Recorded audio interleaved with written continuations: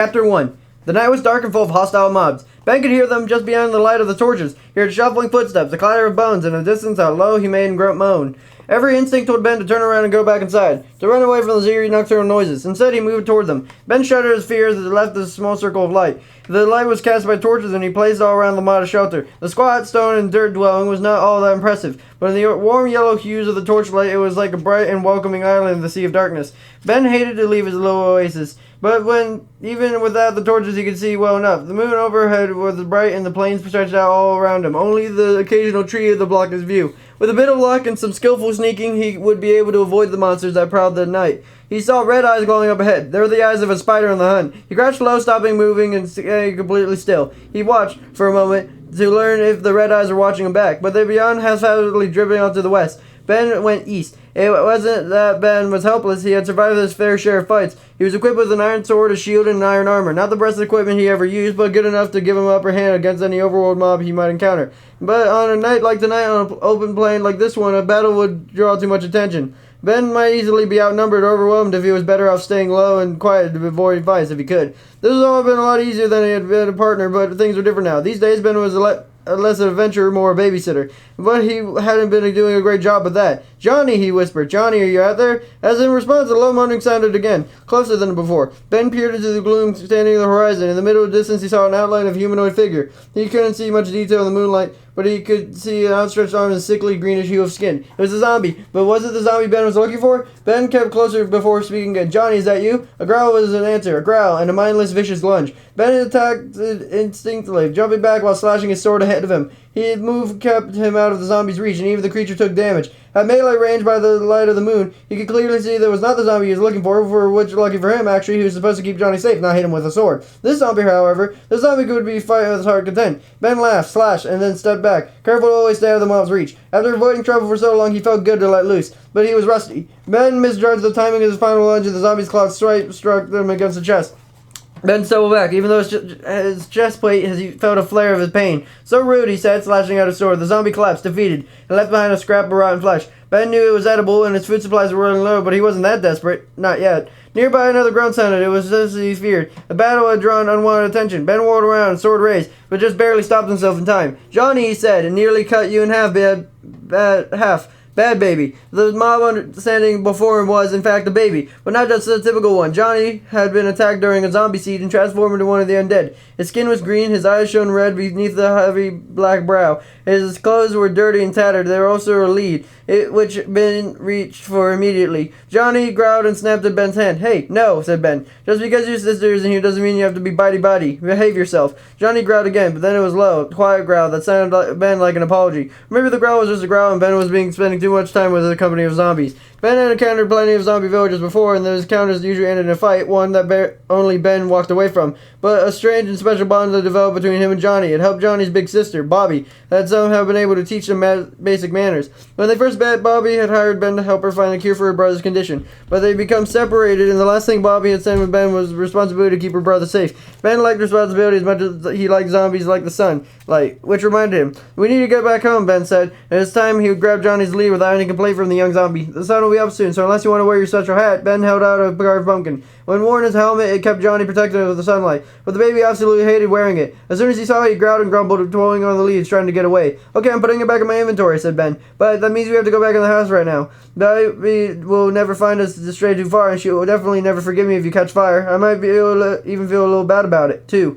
At the mention of his sister's name, Johnny made a low, mournful growl. He pulled again on his lead, but softly this time. He wasn't trying to escape Ben's grasp, he was trying to lead him across the plain. "So that's why you wanted off," said Ben. "Do you miss your sister, is that it? You want to go find her?" Johnny's growl sounded almost like a purr. "Sorry, buddy," Ben told him. "The overworld's too big. She could be anywhere." He shook his head. "We have to stay where we trust that she will find us." But only just almost seemed like he was sulking in the walk back to their shelter. He dragged his feet and ignored Ben's whispering request to hurry up. Of course, Johnny had nothing to fear from the night. The monsters of the overworld recognized him as one of their own, whereas they recognized Ben as a potential meal, a tasty one. "We're almost home," Ben whispered. "Well, not a good night's rest, and then things will look better, and ooh, treasure." Even in the face of danger and uncertainty, Ben had adventure at heart, and adventurers love loot. A little detour wouldn't hurt, he reasoned. Ben hadn't walked this path before, but he thought at a distance it was a simple tree turned out to be an arc of stone and obsidian. obsidian. It almost looked like a portal, but an incomplete one. Or perhaps it was falling into disrepair. He didn't just have the tools to harvest obsidian, there was a chest tucked up against the structure. Whatever it contained was for the taking. Ben lifted the lid, and then he saw a glint of gold, his heart soared. For a moment he thought he found an apple. A golden apple, a key ingredient to the cure he needed for Johnny. But he was wrong. It wasn't a golden apple within the chest, but a golden carrot. Maybe it works the same. He wondered out loud, and he held it for Johnny to take a taste. The zombie boy swatted the gold-plated vegetable away. Yeah, probably not, said Ben. He stashed the carrot in his inventory. After they left the ruined portal behind, it was easy to find their shelter. On a night like this one, the lights were visible at a great distance. As they re-entered the glow of the torches, Ben felt a rush of relief. He allowed himself to feel safe again. He stopped looking over his shoulder for a fear of ambush. He dropped his guard too soon. Torchlight stopped new monsters from spawning, but it didn't always keep away the monsters that already prowled the night. And one monster found his way to the shelter. As it rounded the corner and came into view, it made a pressing sound, with a sudden, urgent hiss. "Creeper!" cried Ben. "Get back!" Ben put himself between the creeper and Johnny, shoving the zombie boy to safety. As the creeper exploded, Ben felt the impact along with the iron-armored back, but he managed to stay on his feet. If he had been any slower, both he and Johnny might have been eradicated. They'd been lucky this time. "Are you okay?" Ben asked, and Johnny grumbled. Ben turned to examine the damage done by the creeper's explosion. It was extensive. Only half of their shelter had been blown away, but Ben's meager belongings, the resources he'd been able to gather during the daylight, had been stashed in the simple wooden chest. They were scattered on the ground, where the creeper had stood. Now it was a hole in the ground. The nearest torch had been blown away. Their light snuffed out. More monsters might appear at any moment. "This is hopeless," said Ben. "If I don't have the materials I need to make a better shelter," he looked at Johnny, "and I can't keep an eye on you and mine resources at the same time." Ben peered into a hole the explosion had made. Beneath the ground, he could see the minecart tracks that had brought him here. He remembered where the track led. "But I know where we can find a real shelter," he grinned, then turned to clap Johnny on the shoulders. "Logan's not using his fortress anymore. How about you and I move in?" Johnny tried to bite Ben's hand, but he quickly pulled him away. He was pretty sure that was Johnny's way of saying, "Good idea, Ben. You're the best. Lead on."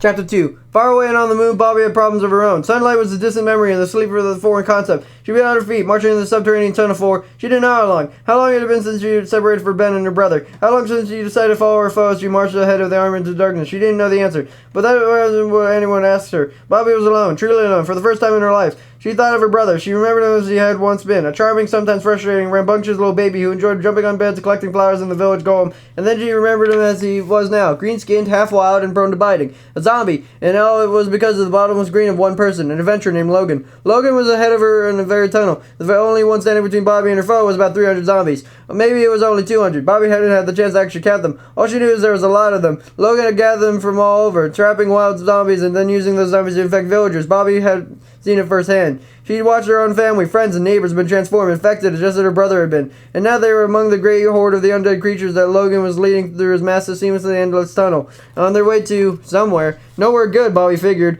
Even if Bobby followed, she kept her distance. If the zombies discovered her, if they were to turn around and attack the mass, she wouldn't last for long against the numbers. And she had no idea how astute the zombie sense might be. Could they smell when she got close? Could they see her in the dark? She didn't know. So she had to be careful, cautious, but above all, she couldn't let the zombies get away. If they got away, she might never find them again. And then her friends and neighbors would be lost forever. The sound went up, echoing up and down the great tunnel. It wasn't the groan of a zombie this time, those came frequently enough. It was the sound of a goat horn. She knew by now that it was a signal to stop marching and rest. And that meant she was about to have company. Bobby looked for a hiding spot, but in this section of the tunnel had been carved out by human hands. There was no alcoves or stalagmites to hide behind, just smooth, regular walls. She might have her own hiding spot, and quickly. Armed with a pickaxe, she made a short work of the stone wall, cutting a narrow hole just 1 block wide, 2 blocks tall, and 3 blocks deep. She stepped inside and placed one of the stones she just cut it away, so that she was half hidden and half obscured in shadow. When she was in a difficult spot, she would have the view of whatever happened next. But she watched as his fast-moving figure emerged from the darkness.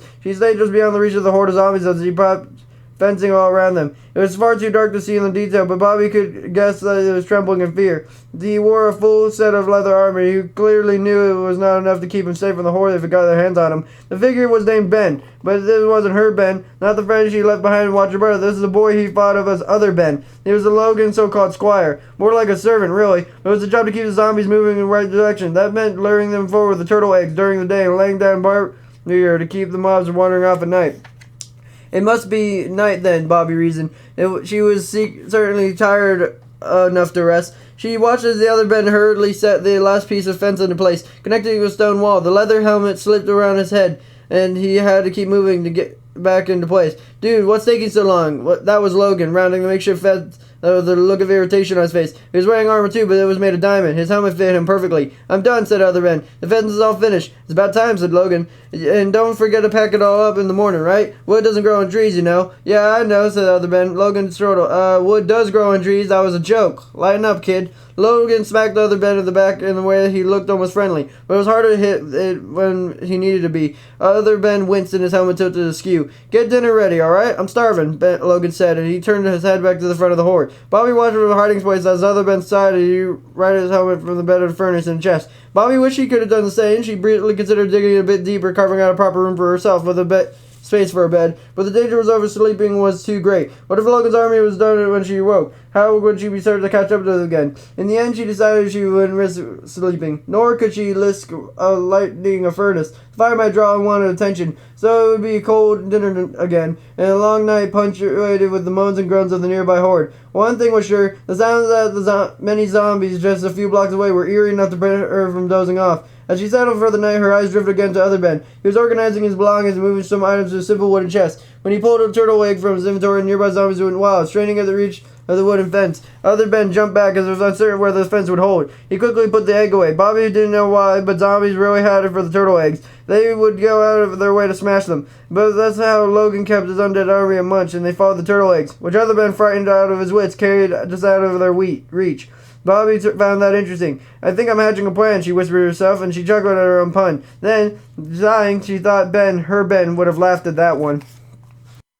Chapter 3. Ben would have preferred to travel above ground in the light of the sun, but Johnny didn't want to wear a carved pumpkin helmet that wouldn't protect him from the harmful rays of the sunlight. Not that Johnny would have said it out loud, but he was gnawing and slashing and gave Ben a pretty strong impression of Johnny's opinion on the subject. And traveling above ground was the right all-night visit all sorts of problems. If Ben got into a fight, would Johnny help out, or would he... where he had been, his sister had been around, would Ben have worried about keeping his young charge safe in the midst of chaos? Or would the zombie board take the opportunity to slip away from Ben and disappear into the night? In the end, it was no choice at all. Ben and Johnny would have to travel by tunnel. It was a tunnel they'd traveled once before. Fortunately, there were torches to prevent hostile monsters spawning, and the rail track had been led them right to their destination. There would be all sorts of riches right beneath their feet. You know, said Ben, emeralds and redstone and diamond ore. Stuff I could use to make better gear. Held up a diamond iron pickaxe. Maybe we should take a little detour, dig around and see what we can find. Grawr, said Johnny. Ben sighed. I wish you could talk. Even if you disagree with what I'm saying, he grinned. Your sister disagreed with me all the time, and I got on my nerves sometimes, but it was better than talking in silence. Mar, said Johnny. Silence might be better than unhuman noises, though, Ben replied. Although Ben was suggested he didn't dare make a mining detour, there would have been an obvious problem. Digging deeper meant more danger, but aside from that, if Ben lost the railway, he might never find it again. If that happened, he probably wouldn't be able to find Fort Rye. Logan, Ben's trader's partner, former friend, and current least favorite person, had built the fortress, and as well as an extensive series of tunnels that led to it. Both are key aspects of the mad ambitions of raising an army of the undead. Ben and Bobby had attempted to put a stop to the whole thing, but they had separated, with Bobby staying behind in the hope of following Logan and curing the zombies. She sent Ben and Johnny to the safety in the high-speed automated minecart, entrusting her zombified sibling to Ben's care. And the minecart had finally come to a stop. Ben had built a small structure above ground and surrounded with enough torches to make it a beacon, visible from a great distance. He had assumed Bobby would turn to them, and he wanted to stay there where she would be certain to find him. But many days had passed with no sign of her. As Johnny grew more restless, Ben grew more concerned. What had Bobby gotten herself into? What would possibly keep her away from her brother whom she loved so dearly? How could she hope to thwart Logan without the help of Ben, who had far more combat experience than she did, and had been pretty much every biome in the overworld had to offer? Ben was pondering these questions as he and Johnny approached the end of the tunnel. Well, that's new, Ben said. He expected to be able to enter the fortress directly from the tunnel, but the wall had been built. A lustrous black blockade of the tunnel's mouth. Obsidian, he said, running a hand along the super tough material. And all it got is his iron pickaxe, which would be slow and loud. I don't know about you, but I'd rather not announce our presence just yet. He looked at Johnny. We'll have to go up, unless you have another idea. Grawr, said Johnny. Assuming that means it's unanimous, said Ben. We go. It was simple enough to build a basic staircase to cut through the stony ceiling of the tunnel. But as luck could have it, night had fallen. While Johnny burned up in the sun, he had nothing to fear about moonlight. Ben, on the other hand, had felt a shudder of fear as he emerged onto the surface. Logan's fortress loomed over him, imposing as it would ever been, a red and black skull with crossbones, banner and the zombie heads placed on the post. The heads were blank eyed, staring at the surrounding plateau and seeing nothing. Ben covered Johnny's eyes. "Don't look, you'll get nightmares." Johnny snapped at Ben's hand. "Oh, right," said Ben. "You are the nightmare." Ben's gaze landed on something truly menacing. Halfway up the fortress, there were figures moving in the lit window. Even at a distance, he recognized them. "Hatchet and Flip," he said. "Logan's cronies. They were dangerous, unpredictable, and cruel. The fortress wasn't the safe haven Ben had hoped for. Well, it wasn't safe outside the fortress either. Ben scanned the darkness for enemies. He knew it was only a matter of time before the creature came lurching around to attack. "Oh, slime balls," Ben muttered under his breath. "Any ideas, Johnny?" Zombie boy growled unhelpfully. But not for the first time and not for the last. Ben wished that Bobby were there with them, because at this moment Ben was strongly considering launching an assault on two expert combatants in their home turf. He could use some backup, or even better, he can use someone there to talk him out of the whole thing. Chapter 4. Bobby had never been much of a risk taker, not as long ago. Even at the sight of Johnny jumping up on top of the bed had never been enough to make her nervous. What if she fell and hit his head? What if he broke the bed while sharing wool and make a new one? Bobby accidentally hurt the village sheep. But Bobby's whole life had been turned upside down since the night of zombie raid and taking risks. That was just part of being alive. It didn't mean that she had to be reckless, though. She waited until her move until other Ben was asleep. It was easy to tell when sleep he finally took him. Other Ben didn't snore, but he did toss and turn and kick. If he was trying to outrun some hostile mouth that pursued him in his dream, it was probably the result of spending all his walking hours and all of his non-stop walking hours, too, in such close proximity of the zombie horde.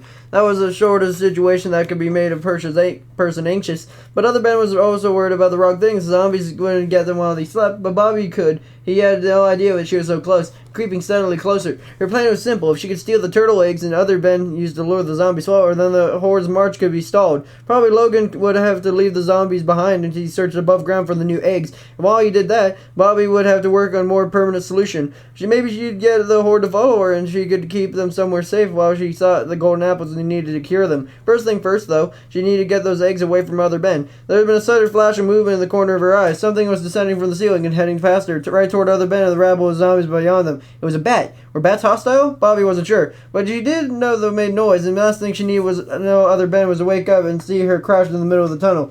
She had to only a split second to make her decision. Would she bash back to her hiding place or try to stop the bat before it could cause a commotion? It was an easy decision. She went back now. She would have waited another day before making a move. How many more days did she have before Logan and his army let loose on whatever target they were marching toward? Bobby acted quickly, drawing a diamond pickaxe from her inventory. A pickaxe wasn't really meant to be a weapon, but a diamond tool would be short work of a simple bat, and time was the essence. He leaped straight up and swung wide. The pickaxe found its target, slashing the bat right out of the sky. That was all it took. The bat disappeared in a brief burst of dust. She allowed herself a moment of pride, and the bat didn't exactly mean a fearsome foe, but Bobby took the encounter as evidence, as her combat skill had proved. She didn't especially like fighting, but she was feeling there would be a lot more combat in her future, which led her to the question, how exactly would she handle other Ben? While taking the other turtle eggs from her really was enough power to stop whatever Logan was planning. Jesus stood over the boy as he slept. He had gotten to bed with a leather arm on him. It was too big on him. It was like it was swallowing him up, like he was a little kid playing dress-up. But he wasn't a little kid. He was Logan's ally, and whatever Logan was planning, he couldn't do without other Ben. Bobby looked on the boy's low-level armor with a high-level pickaxe. The diamond tool would pierce leather like shears through wool, and Bobby would have to ask herself, just how far was she willing to go to stop Logan? Chapter 5.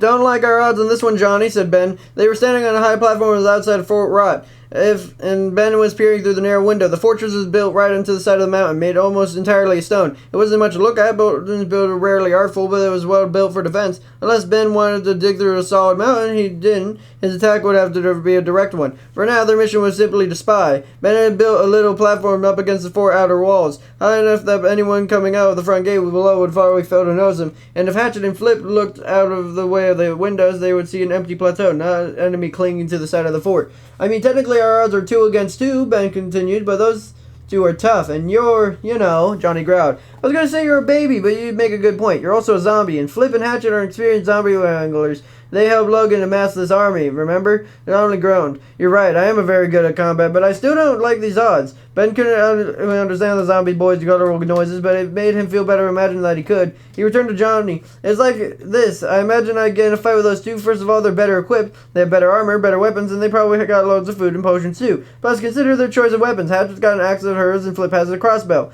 You can bet they working as a team. If one of them gets in close and the other is attacking from a distance, then at least one of of them is going to get hits in. Besides, I have to worry about. I promised Bobby I'd keep you safe. So direct fight's out of the question, he sighed. I don't like it, but I think I need to reconsider this whole idea. Maybe go back to the house in a prairie. I could rebuild it and maybe dig a little moat to put up a fence. Bobby would find us eventually, I hope. But Johnny made a noise that sounded quite like a complaint.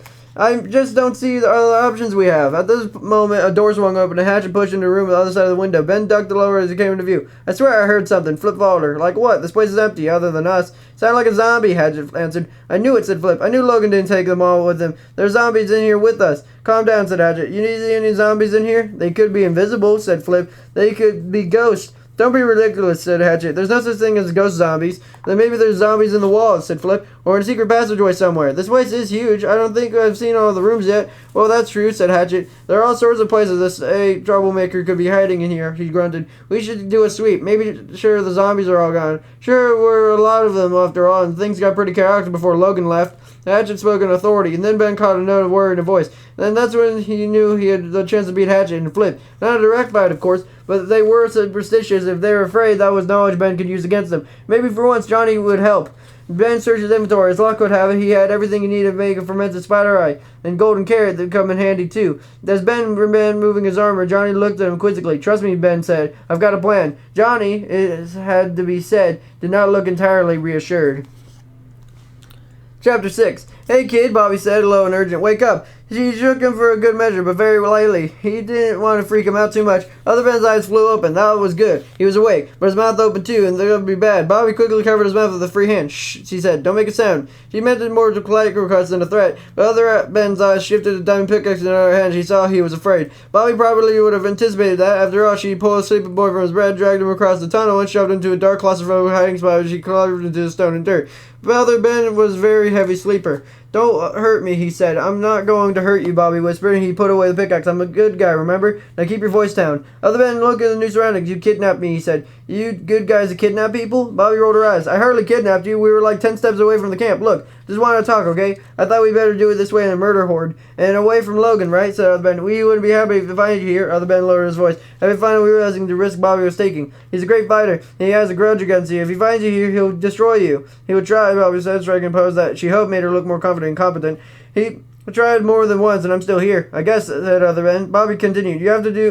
Don't have to worry about Logan hurting me, but I'll confess I'm worried that'll happen if he turns on you. He wouldn't do that, Other Ben said slowly. He's my friend. Bobby gave him a skeptical look. Okay, well maybe not my friend, but he's my mentor. He's training me, so that one day I'll be as skilled as he is. From what I've seen, Logan's skills amount to getting other people his dirty work, and getting easy shots at zombies from a safe distance. I think you should aim a little higher, young Benjamin. What about your armor? Bobby tugged on his helmet and fell over his eyes. He got you in his oversized hand-me-downs while he gets a full set of diamond duds when you're the one who's been zombie bait all day. How's that fair? You gotta earn my way, Other Ben said. Clearly reciting words Logan had drilled into him. He was right at his helmet. And I definitely earned a lot of points by telling him you're here. I don't think you'll do that, though, Bobby said, giving him a serious look. I think you're a good kid, and I don't want to see Logan destroy me or anybody else. The way he's tried to destroy his last friend, Ben, buddy. Other Ben huffled. That guy was annoying. Sorry, I know he was your friend. No, you're right, but he conceded. On both accounts, he was my friend. He's also super annoying. Well, he messed up too many times, and Logan cut him loose. Other Ben crossed his arm. But it's not going to happen to me.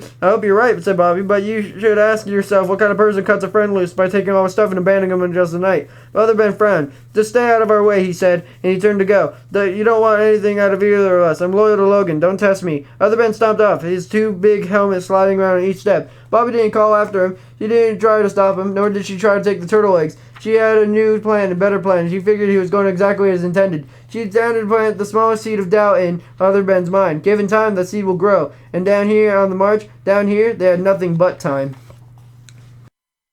Chapter 7.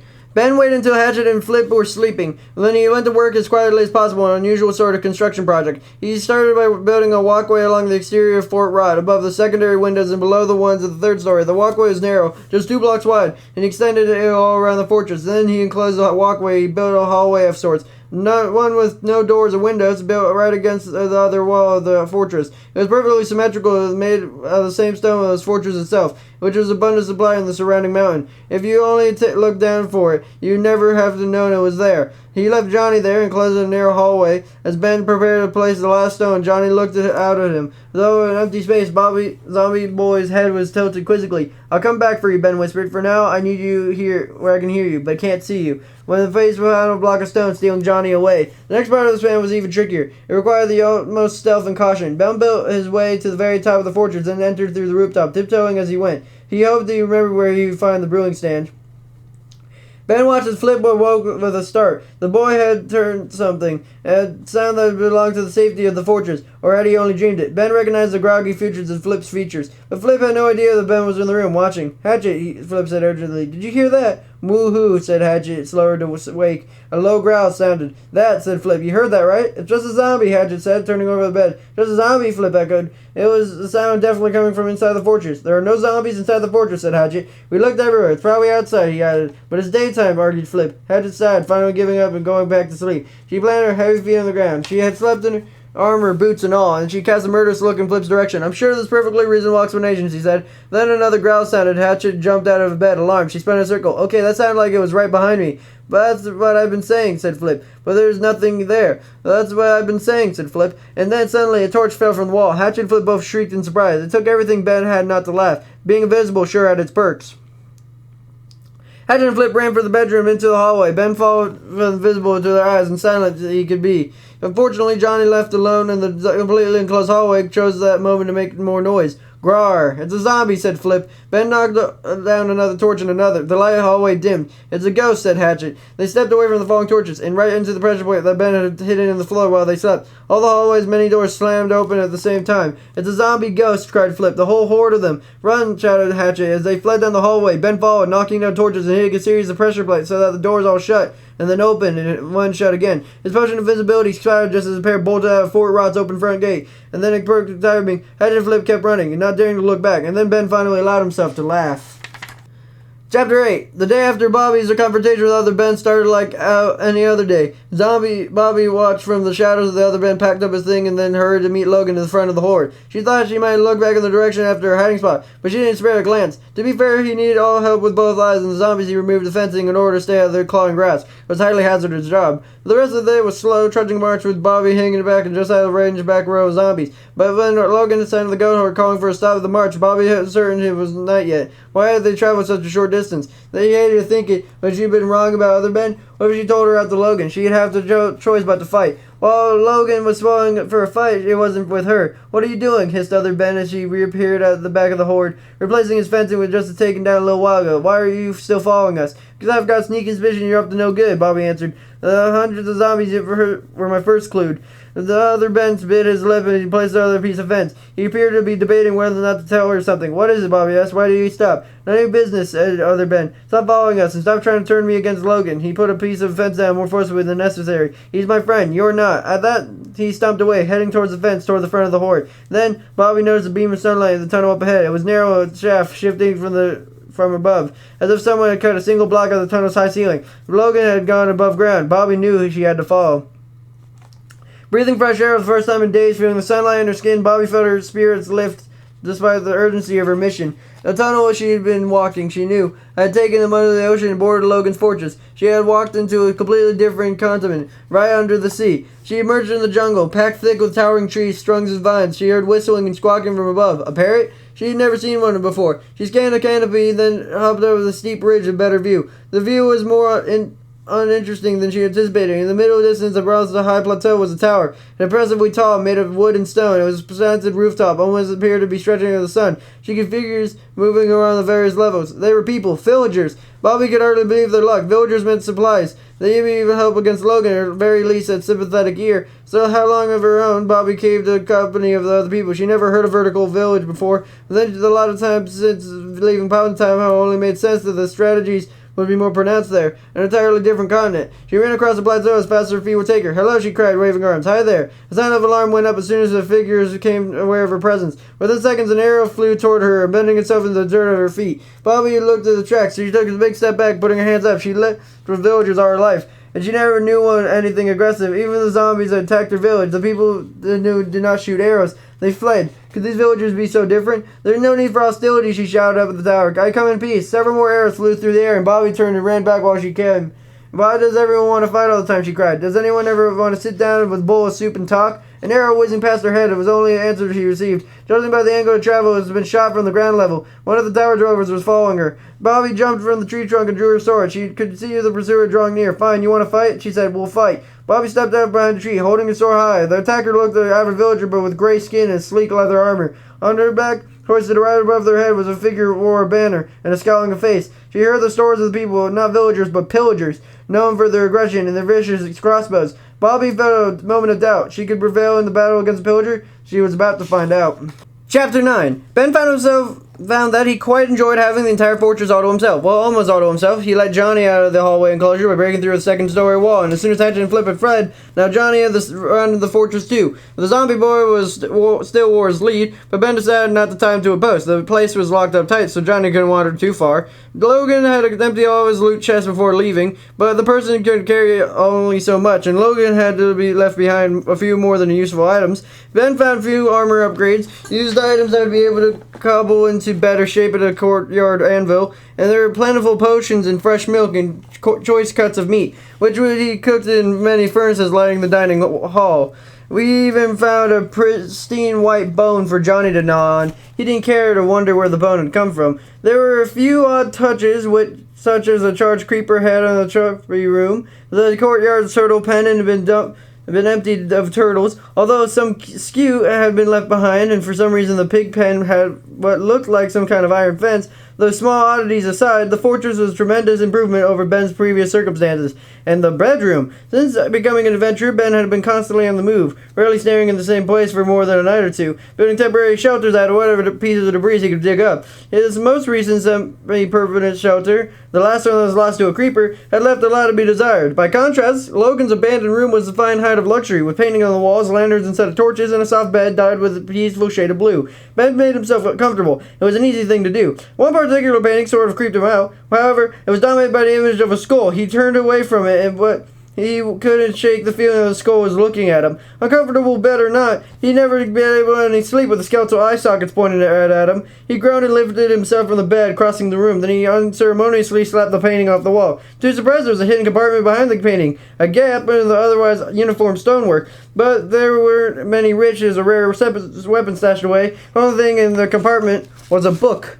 That was unusual, to say the least. The boys had spent a lot of time together, and Ben knew very well that Logan wasn't much of a reader, and he certainly wasn't the type of person to treat a book as if it was a precious treasure. What sort of book was this, exactly? Ben cracked the cover to take a look. The pages within were filled with handwriting, Logan's handwriting. Ben quickly slammed the book shut. It was obvious that this was Logan had kept a journal. This was news to Ben. Either it was a new hobby that Logan had taken up since they parted ways, or else Logan had been very careful to keep the journal out of Ben's view. The latter possibility hinted at sincerity bordering the paranoia. But Ben had already accepted he'd never really known Logan, not truly. He reached again for the journal, hesitated, and would it be wrong to read it? Right, it would be. And just then a shadow fell over Ben. Ah, he shrieked and spinning round. I wasn't doing anything wrong. Johnny stood at the doorway with a blank expression on his face. Clearly the young zombie wasn't judging Ben for being a snoop. The guilt of Ben felt was coming entirely from within himself. This is me being a good role model, Ben said, and he replaced the creepy painting, leaving the book where he found it.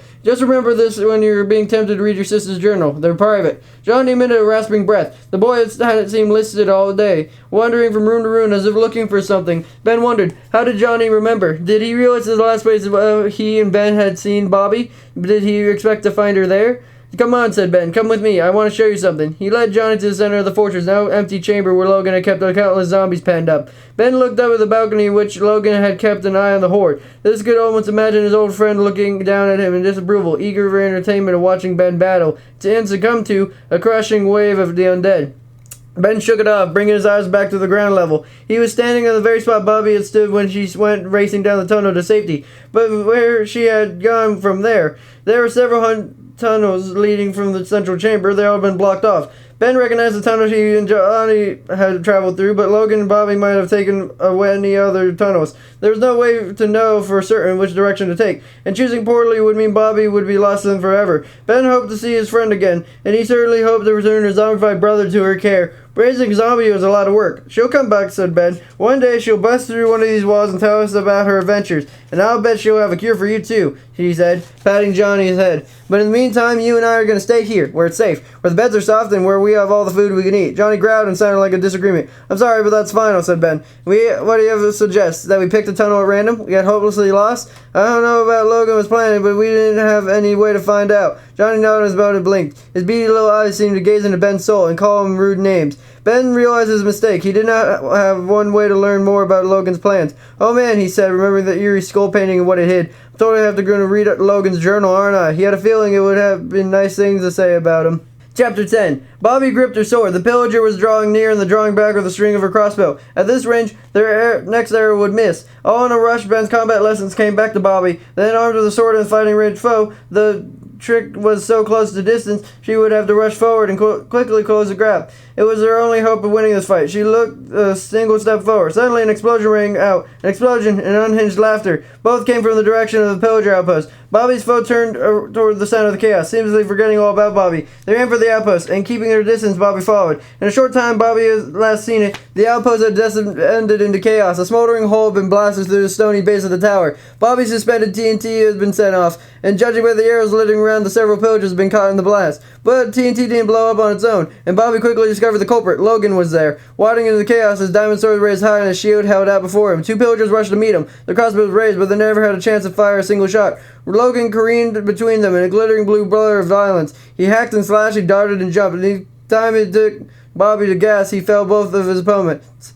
He made it look effortless. Another Ben had been right. Logan had skills. But Bobby was less surprised to see Logan's skills did not include the talent of taking care of others. Other Ben was there, and it was hand-me-down armor and a sad stone sword, running in a hapless zigzag pattern to avoid the arrows raining down above. Logan didn't even seem to notice. Instead of doubling back to help his squire, he forged ahead, taking the first of many staircases up the tower. The pillager that had previously come after Bobby now had his sights on other Ben. As Bobby watched, he raised a crossbow, preparing to fire on its unsuspecting victim. But two could play at that game. Bobby charged into action, catching the pillager off guard. He slashed her with his sword, putting all his strength behind the swing. It was enough to defeat the pillager, though. It's certainly not the mob's attention. The pillager whirled on Bobby, and Bobby reeled back in surprise, stumbled over on her own 2 feet. The pillager fired off a shot at her crossbow. As Bobby tumbled backward, the arrow sailed aimlessly over her head. Ha, she said. I meant to do that. Bobby took the advantage of her low position and crossbow's reload time and slashed out twice with her sword, cutting her foe right across their ankles. Crouching low on the ground, she hurried to get behind the villager, who had fired a series of arrows in the dirt and spun in a circle, trying to get a beat on Bobby. She stabbed him in the foot, and then the pillager finally fell.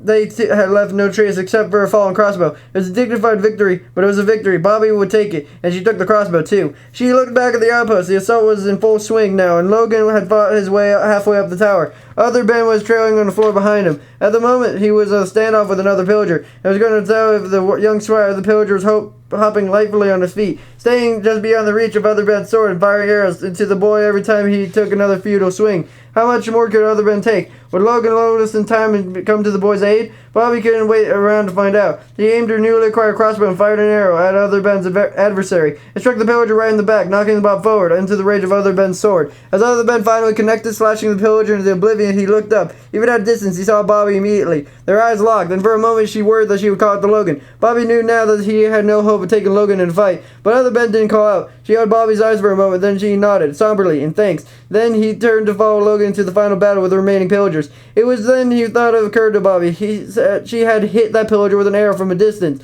What was keeping her from doing the same to Logan? If she timed it right, she could knock him clear of the tower. She held up a crossbow and scanned the structure for Logan. This was using a shield to deflect the pillager's attack, she'd be so occupied for at least a little while longer, long enough for Bobby to line up her shot and let an arrow fly. And why wouldn't she do it? With Logan out of the picture, the zombies could stay put right there they were, penned up in an underground tunnel, until Bobby could track down enough golden apples to cure every last one of them. She would no longer have to worry about what Logan had in store for them. She would find Ben and Johnny, and together they would fix everything. All it would take is a sneak attack of the vengeful, selfish, cold-hearted boy who had set this whole nightmare into motion. One well-placed arrow, and everything would go back to normal. But she couldn't do it. It was too callous, too cruel. Fighting in self-defense was one thing, but she'd never been able to look at Johnny in the eye if she hurt someone else and make her life a little easier. She stashed the crossbow in her inventory. The fight for her was over. She noticed that she was standing beneath an apple tree. She realized that she was hungry. She took a piece of fruit, and just as she was about to bite into it, a nearby flash of color caught her eye. There were cages near the base of the tower, prisons, Bobby suspected. They were all empty except one, which held a small blue creature, so small that Bobby had almost looked right past it. She kept closer for a better look. The creature was unlike anything she'd seen before. It was busy blue wings and big white eyes. It was cute, something between an insect and a ghost. It reminded her a little bit of the Vex I'd seen in the Woodland Mansion, but this creature was smaller and much less frightening. It also apparently couldn't travel through walls like a Vex could. The creature pushed against the bars of its cage, to no avail.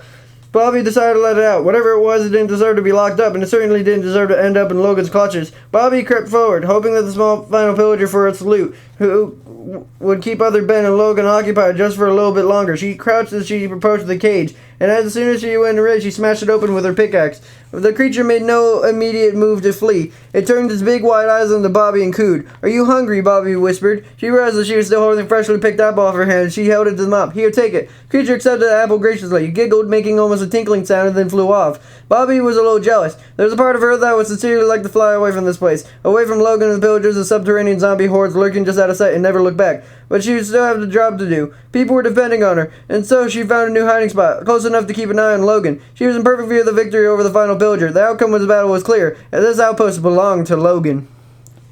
Chapter 11. Ben was alone, and he was afraid. By the light of day, the thought of a solo adventure, just him against the elements, had been so exciting. Now, by the cold light of the moon, Ben realized his mistake. He didn't know the first thing about adventuring. It had taken him all morning to gather enough wood to begin crafting basic tools, carving stone on a wooden pickaxe, and had been painfully slow. And he hadn't found nearly enough coal to make as many torches as he wanted. The sun was going down so quickly. Now Ben was hiding his first ever shelter, which was actually more of a hole than a shelter. Just a narrow space he'd cut out of a hill. He had managed to craft a simple wooden door, and he was proud of that. But a bed had been too complicated, so as much as he would like to have curled up and slept out through the night, he had no choice but to stand where it was sad stone hallway, waiting for a night to pass. Ben shuddered. He heard the telltale groan of a zombie coming outside of the little shelter. The sound was strangely familiar to Ben. Something gnawed in his mind. Where was he? When was he? This was all a dream, wasn't it? Not just a dream, he realized, a memory, an important one. Ben remembered very clearly what happened next. Anxious and independent, Ben had decided to dig. He wanted more coal and more iron for weapons. Maybe even redstone, although he wouldn't have known what to do with it if he found it. More than that, all he wanted to have something to do with his hands. If he just stood there all night long, staring at his torch and listening to the monsters outside, there would be very real chance that he would have a panic attack, run all the way to the nearest village, and hide in the library attic for the rest of his life. So he dug. Things went wrong almost immediately. Ben's wooden pickaxe broke through stone, and insisted revealing more stone. It revealed a dark, empty space. There was a cavern on the other side, and Ben's narrow shelter. He leaned forward to get a better look at it, and then he got a face full of bat. Ben panicked, and the bat panicked too. They both screamed, and the bat was higher pitched, but only by a little. As it flapped around a small, enclosed space, Ben tried to slap it out of the air, but it was too fast. It was flying too frantic. As his wings slapped across his vision, he leaped backward and pushing through the door out of the night. Once outside, he quickly ran afoul of the Enderman. The creature shrieked, lashing out at Ben his immutably long arms. Ben was armed with only half-broken wooden pickaxe, and he wasn't able to land a single strike with it. Every time he swung at the mom and teleported away, reappearing at Ben's back and renewed his attack. Ben fell to his knees. He closed his eyes, waiting for the Enderman to deliver the killing blow. But the Bob never got the chance. There was a sound of the iron sword swinging in his wind. A triumphant laughter. Ben opened his eyes the first time to see the mob fall over, defeated. A boy bent over to pick up the inky pearl he left behind. Hello, said Ben. The boy looked at him, and then he flashed a crooked smile. "Hey, you don't look like the Enderman, did you? They hate that." The extended hand. "I'm Logan." Ben smiled. For the first time since the moon had risen, he felt safe. Thunder echoed through the bedchamber, and Ben jolted awake. The lanterns were still lit. He had dozed off while reading Logan's journal, although in truth it was more a burned book than a journal. Ben turned to read Logan's account for the first meeting. The night had been left with such an impression on Ben that it shaped a career as an adventurer. Logan's entry read, "Saved some idiot's butt today. Now he's following him around like a tame wolf." Yep, thought Ben. It hurt as much as to read it the second time as it did the first time. As guilty as Ben felt for violating some privacy this way, he had at least thought he might gain some true insight into who Logan was as a person. Where had he grown up? Had he always wanted to be an adventurer? Had he actually ever been enjoyed Ben's company, even a little? But Logan hadn't written much. He had poured his heart out in the flowery paragraphs, as Ben had imagined. Instead, he jotted down insults, kept lists, drawn diagrams, and made little doodles. The lists were mostly things that Logan's disliked. 5 worst biomes ever. Most useless enchantments. Top 5 annoying mobs. Ben was horrified to find axolotls on the top of that list. Seriously, who hated axolotls? Meanwhile, llamas were pretty objectively the worst animal. That's been left off the list entirely. There was one page titled, Number of Times Ben Messed Something Up. The tower was way too high. Ben assumed it must have been about other Ben. It must be. Thunder rumbled just outside the window, and Ben doubted he would get back to sleep anytime soon. He kept flipping through the pages. There were diagrams for zombie traps, like the one Ben and Bobby had fallen into the first time they approached the fortress, or the iron farm Logan had built to force villagers to produce endless supplies of iron ingots. There had even been a diagram for harnessing lightning to transform cute little pigs into zombified piglets. Ben shuddered at the illustration of a two-legged, dead-eyed pig beast and hoped that a particular diagram was pure fantasy. Who would want to create an undead pig monster? Ben had a history with zombified piglins. It wasn't good history. Interestingly, near the back of the book, there was a to-do list written in Logan's sloppy handwriting. Ben sat up with the red and leaned in close to read. Recruit grunts for labor, X. Dig tunnels, X. Amass zombie army, X. Cross the sea and take over an outpost, blank. Outfit the army, blank. Overthrow the overlords, blank. Pulverize pigstep Peggy, blank. Ben's jaw dropped open. He didn't know of any Peggies, but he heard a lot of stories of the overworld overlords. Every adventurer knew the overlords, and every adventurer, Ben included, dreamed of joining the ranks someday. They were the best of the best, the most fearsome fighters, the most meticulous miners, and the craftiest crafters. And now they were in Logan's crosshairs, and with many an army of the undead at this command, Logan just might succeed in destroying them. Ben couldn't let that happen. He had to warn the overlords. Ben looked at the page again and realized Logan had written coordinates beside them to the to-do list. It had to be where the overlords had built their famous headquarters. It was supposed to be the size of a village. Lightning flashed outside and thunderclaps shook the fortress. Ben shuddered, remembering Logan's illustration of Big Creature. And then Ben remembered something else as he'd been. He stuck his head out the window at the view of the courtyard below. There was a pig pen, and what Ben had thought was a strange use of metal in the construction of his fence was something else entirely. It was a lightning rod, several of them in fact. Oh no, thought Ben. Was Logan trying to create one of those creatures from the courtyard? Ben bolted his room. He passed Johnny, who was wandering in the hallway idly, and turned to watch Ben as he passed. Minor emergency, Ben called over his shoulder. You're not ready for the monster sibling, right? No, I know I'm not ready. He hurried downstairs and flung open the inner door to the courtyard. The rain was coming down, and lightning flashed frequently in the clouds above. He had to act quickly. Logan set multiple lightning rods all around the perimeter of the pig pen. Ben would have to grab all of them. To be safe, he picked up the first one. The pig looked up at him and oinked, as if it thought he was up to. I'm doing this for your own good, Ben said. Well, yours and mine. Ben reached for the curtain of rain, intended to grab a second lightning rod. He almost had it. Then a bolt of lightning seared the air in front of him. It looked like the world itself was splitting open. Ben was blown off his feet. He didn't even realize what happened until he noticed his hands were in the mud. His vision was white, and when he blinked, the brightness faded, giving away the indistinct shadowy forms. He blinked harder and saw one of the shadows coalesce with the looming figure. He reached out a hand and it ate him. Logan? Ben said. Or Bobby, is that you? Then the figure took a lumbering step forward, and Ben knew it was not a friend. It stood on two legs. It was decidedly inhuman. It was a prominent snout, pink skin, and floppy ears of a pig, but its flesh was rotting away as sickly green streaks, and there its flesh had fallen off completely. White bones showed through. Fully half of its face was a fleshless skull, and several sharp ribs poked through the broken skin of the chest. It was a zombified piglin. Ben had seen one in ages, and it was very bit unnerving as he remembered, far more gruesome than the average zombie. Ben shrieked in horror. He tried to regain his footing, but his legs wouldn't respond. He couldn't do anything but scrabble backwards, dragging himself across the muddy ground, and his arms, while he shrieked himself raw. The zombie pig person was armed with a gleaming sword, took another shambling step forward, fixing Ben with its eerie eye. One white and wet, one with an empty black socket in the bone-white skull. Ben froze beneath its uncanny gaze, but the creature did not attack. It snorted, tilted its head as if confused by Ben's terrified noises, then shuffled off, entering the fortress to the door Ben had left open. "Rawr," said the voice from behind Ben, and he shrieked once more, even to realize that Johnny was there, ranting in the rain, giving him the most confused look the pig beast had given him. "We're leaving," said Ben. "We're leaving right now. Come on." He grabbed the lead and started running in a random direction. There was no wrong direction, he decided, so long as he didn't stay here. Johnny, whether pleased or development or just naturally agreeable, came along without complaint. Chapter 12. The flying blue mob found Bobby's hiding spot easily. It flew up right to her and cooed, handing Bobby an apple. Apparently it wanted to repay her. "Aw, thanks," she whispered. "But can you fly a little lower? You're going to give me away." Bobby was crouching behind a shrub, and she'd put down a few blocks of dirt for good measure. She was close to the pillager outpost, Logan's outpost now, and she dared to get.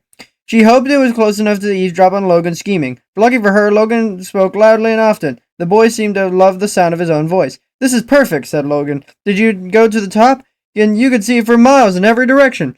"It made me a little dizzy," said other Ben. "And small. The overworld is so big." Bobby nodded to herself. She had felt the same exact way her first time looking out of the mountaintop. It makes me feel big, said Logan. Like the master of all I can see. Like the king of the overworld, he laughed. Anyway, you should get this place fortified. We'll be able to see trouble coming our way. It would be nice if we also, launch TNT at it. I could try to figure out how to do that. What if... But Logan wasn't listening. Hey, I thought there was an alley in this cage, he said, and Bobby risked a quick peek over the dirt blocks. Logan and the other Ben were standing in front of the cage, and Bobby had found her little blue friend. An alley. Was that what it was? The cage must have been damaged in battle, said other Ben, and the alley flew off. Bobby saw the other Ben was looking in her direction. She ducked behind and pulled her alley lower, too. Maybe she wasn't as sneaky as she thought. Oh well, said Logan. There will be other allays. Once our army is fully equipped, though once my enemies are overrun, this whole area will be defenseless. We'll take whatever we want, and there won't be anything to stand in our way ever again. We'll see about that, won't we, Lila? Whispered Bobby. The creature chirped in agreement. With Logan and other Ben taking the outpost as a new base, Bobby had the opportunity she'd been waiting for, time alone with the zombie horde. That wasn't something she'd wanted to wish for weeks ago. Her priorities had changed pretty quickly. But as she scanned the faces of the horde, she remembered all over again that these weren't just any zombies. Not all of them, at least. Mixed in the run-of-the-mill mindless mobs were familiar faces. She saw a town cleric and a farmer, the librarian and blacksmith she'd known since she was a baby. And somewhere in the crowd she knew were her parents. Bobby didn't know where she came from originally, as Ben liked to remind her she wasn't a typical villager. But she had been raised by villagers and happy childhood full of love and support. Bobby considered the couple who raised her to be her parents, plain and simple. She would do whatever it took to save them. But it was time to be the essence. Logan might return at any moment, and Bobby still didn't have a single dose of cure, a combination of a golden apple and a potion of weakness. Looking at the mass of undead mobs on the far side of the other Ben's fence, Bobby knew she'd had a lot more than a single dose. We've got to get these zombies away from Logan, she said, and Eli chirped and handed her an apple. Bobby fought the urge to roll her eyes. Thanks, but honestly I don't need any more, and there she goes. Bobby sighed. Layla seemed to have a one-track mind, and in the absence of the Alay's growing aura, Bobby's surroundings felt extra creepy. The creature gave off a subtle blue light, which was not enough to see by Bobby related in the torches and Logan other Ben had left behind for that. But any light in this subterranean darkness was welcome, and the blue hue cast by Layla felt especially comforting. As the nearest zombie strained against the fence enclosure, breaching for Bobby and gnashing their teeth, Bobby knew that there would be any comfort she would get. Okay, Bobby said aloud to herself. So what am I going to do with you all? The zombies made no reply except to the rasping groan and slash of the air. I could lead you off somewhere, said Bobby, march you right back to where we came from. But without any turtle eggs, I can only be bait. That happens when I need to stop for food or rest. What happens if some of you in the back start wandering and because I'm too far ahead? Bobby sighed. She saw now why keeping his horde on the march was a two-person job. Only if she hadn't sent Ben away. She racked her brain for a plan. If she couldn't lead the horde away from Logan, could she hide them somehow? What if she dug a pit right beneath their feet, and then covered it up again? Logan would come back and find the pen empty. If Bobby broke a piece of the fence away, he'd assume the zombies had all fled. He wandered the tunnels looking for them, not realizing they're safe and just beneath his feet. Bobby, meanwhile, would have all the time she needed to gather cures, and when the only one she knew where to get a horde was hidden, as long as she didn't get lost. The plan could work. She felt it in her bones. It was a good plan. She turned to the zombies. You guys don't mind being buried in the dark for a little while, right? She asked. I bet you'll feel right at home. There's going to be buried, said a voice, and Bobby whirled around. She could only see a short distance of the torchlit tunnel. Who's there? She asked. Two figures emerged from shadow. Don't tell me you forgot us, said Hatchet, hefting her axe. Because we sure didn't forget you, said Flip, aiming his crossbow. And neither did the boss, I bet. You caused Logan an awful lot of trouble back at Fort Rot, and he's going to welcome us back with open arms when you tell him we got rid of you, said Hatchet, permanently. Chapter 13. Ben was pleased with the boat he had crafted. It wasn't spacious by any means, but it was big enough for the both of them, and allowed him to keep an eye on Johnny while rowing. He always felt better having a zombie boy where he could see him, especially when Johnny was wearing his little helmet. I don't care what you say, said Ben. I think it's adorable. The sun was high overhead, and the ocean was all around them. There was no shelter to be seen, that was very much of the bit of shade. So when Ben had no choice but to drop the carved pumpkin over Johnny's head, Johnny grumbled, and the sound echoed a bit within the pumpkin. Adorable, repeated Ben, and he looked down at his map. They still had a long way to travel, but armed with the coordinates of the Overlord's HQ, they had this destination in mind, and having taken the direct route over the sea instead of under it, Ben hoped he could beat Logan and the Overlords. If he was really lucky, he could catch up to Bobby too. After all, he was dodging Logan's steps, and Ben now knew where those steps were headed. He didn't mention that part to Johnny, though. He didn't want to get the boys' hopes up. Bobby was smart and resourceful, and she probably hadn't fallen into the pit of lava or been blown to bits by a creeper, but who could say for sure? The overworld was a dangerous place, and Bobby, was smart as she was still a rookie. unlike Ben himself, who, "Oh, dolphin, meow," said Johnny. "A dolphin, see, it's following us, and there's one dolphin," then turned around and leaned over the back of the boat. There were 4 dolphins in all, and they were trailing behind the boat, occasionally leaping over the water. Boat rocked as Ben vibrated in excitement. "Johnny, isn't this cool? Look, they're following us." Johnny growled and swiped the air if you want to swipe the dolphins away. No, they're friendly. So friendly, in fact, that they've been known to lead adventures to treasure. Ben eyed Johnny. The zombie boy had been very well behaved on the boat. The pumpkin prevented him from getting biting anything, and it seemed to weigh him down a little too. Maybe it would be alright to leave it unattended for a little while. "You don't mind, do you?" Ben asked, and as he pulled a special helmet from his inventory, it was a turtle shell, which he made from scoot left behind Fort Rot. It would allow him to stay underwater longer. He smiled, pleased at his foresight in crafting at the same time as the boat. He placed the turtle shell atop his head. "See? Now we both have cool helmets, and I'm going to go for a little swim. I'll be right back." Ben hopped out of the boat in the water, treading the surface. He glanced back up at Johnny. "Stay put," he said. "Be a good baby, and maybe I'll bring you back a treat." The pumpkin tilted forward, giving Ben an impression Johnny was nodding. Or maybe the pumpkin was just heavy and it slipped. Either way, he was swimming with dolphins. How great was that?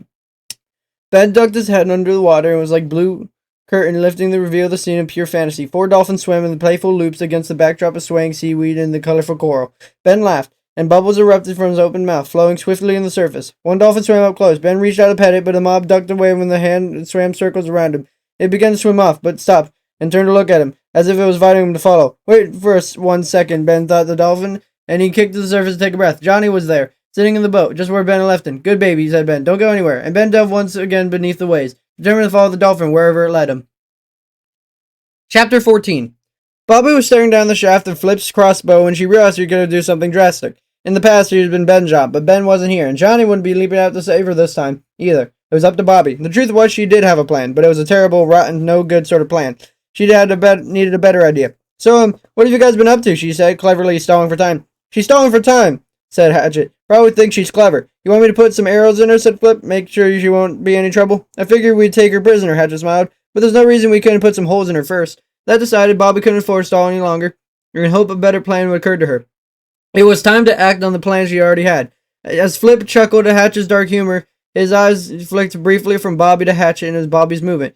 And she darted out of the crossbow's line of fire, pulled a diamond pickaxe from her inventory, and attacked. She didn't attack Flip or Hatchet, though. She attacked the fence. It shattered immediately beneath the force of her blow, and the zombie surged forward without a moment's hesitation.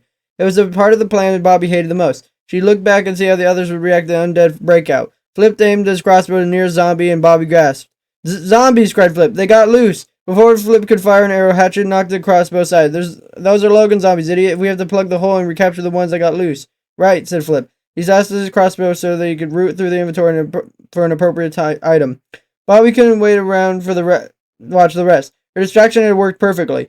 Hatchet and Flip didn't dare let any harm come to Logan's undead soldiers, so they likewise wouldn't allow him to escape. Bobby then therefore bought herself a precious seconds with which to secure her own escape, and she didn't intend to waste them. "I'll be back," she whispered towards the zombies, still assembled to the far side of the fence. "I promise." And then she slipped away into the shadows.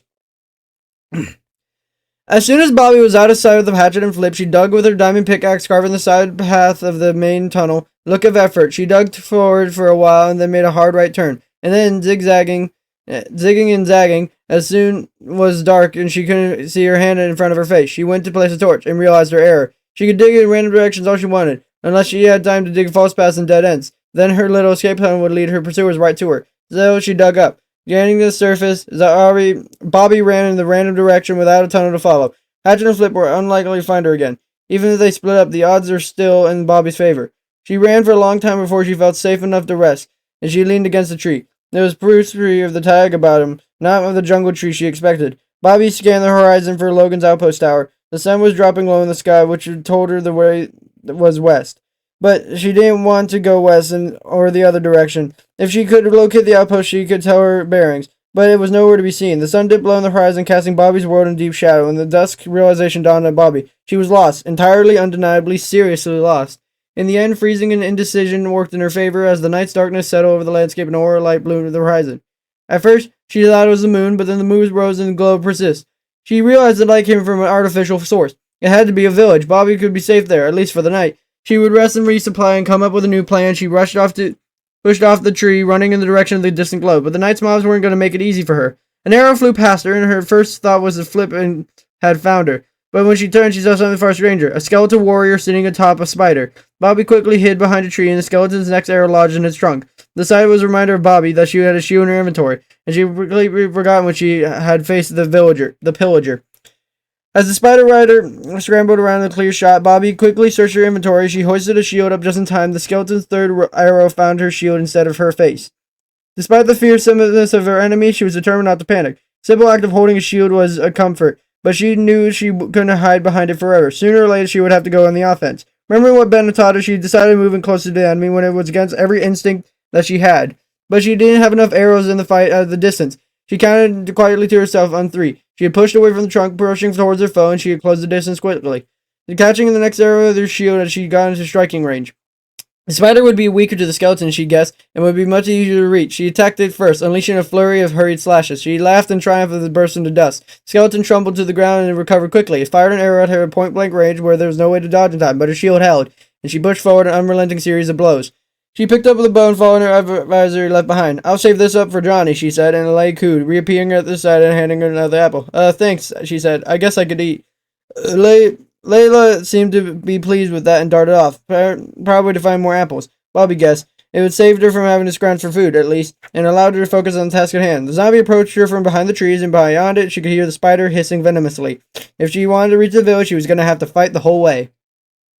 Chapter 15. Ben had never known he could swim so fast, but he had a pod of dolphins darted through the water. He kept up, pausing only to take the occasional breath on the surface. When the dolphins dove deep, whistling and chirping, they plunged fiercely into the vast trench of the seafloor. Ben hesitated briefly, patted his turtle shell for luck, and followed behind. Ben passed through the trench deeper than he'd ever gone before. A curtain of seaweed parted, and he saw a tight threaten to take the last of his breath away. It was a ship, a vast one, easily 10 times the size of the boat he'd crafted. But while Ben's boat floated somewhere above them, the ship would sail no more. Its hull was broken, coral grew and burst color up and down its dark wood deck, and though its mast still stood, even the tattered remains of the sails remained. Ben wondered what the great battles of the ship might have witnessed, and he wondered what great riches might have gone down with the ship. There was a treasure chest in the deck of the ship, visible through the mass of coral. Ben swam forward, aligning on the deck and squeezing through the sharp coral. The light was dim, and sunlight filtering down from the high above in tiny tube-like sea pickles, providing low light on the seafloor. Ben decided to grab what he could in the chest and leave immediately. The chest opened with a creak and explosion of bubbles. Ben waved at the bubbles aside impatiently, eager to see its contents, but the chest only filled a few common items: a compass, a clutch of feathers, and a map. Ben grabbed the map for a closer look. A big X upon it left no doubt this was a treasure map. He smiled, a real treasure hunt now. He was up for the challenge. It was images of emeralds and gold nuggets danced in his mind's eye. He was very missed the fact that he was not alone. A figure was approaching him through the coral, almost visible in the dim light. Ben's first instinct was to greet the figure, but he couldn't speak underwater. He lifted a hand in welcome. Had his treasure map already been claimed? But it was another adventure approaching Ben. It was a monster, with molted green-gray skin and hair that appeared to be green with algae. It wore tattered brown clothes and took a look of soulless hunger on its face. It was a drowned, an aquatic breed of zombie. It seemed to have been down here for depths of some time. No wonder it looked hungry. Ben tried to flee, but there was only coral on its back, pinning him in. He didn't have time to go around it, so he punched the coral until it broke, clearing a path through he could retreat. The drowned wouldn't give him the opportunity. It hefted a trident in his left hand, pulled back its arm, and threw. The trident sliced into Ben. If not for his armor, he might have been pierced right through the middle. All the same, that had hurt. And the drowned wasn't done yet. It was already rearing back for another throw. Ben prepared to duck, but at this range he feared it wouldn't do much to protect him. He suddenly remembered that he was in water, and he could go up as well as down. Ben kicked off the submerged deck and taking the open water. Second try to miss him, sailing below his feet, but Ben's dismay had struck an unsuspecting dolphin. No, Ben thought, rarely remembering to keep his mouth firmly shut. The dolphins appeared less considering and staying silent. Every member of the pod chirped in anger as they turned their eyes to the drowned. They darted toward as one, attacking their pointed snouts as the zombie stabbed back with another trident. Ben wanted to cheer them on and wanted to help, but his air was almost up, and he needed to head to the surface now. Good luck, fellas, he thought to the pod when he kicked it and stroked, launching himself up like a firework.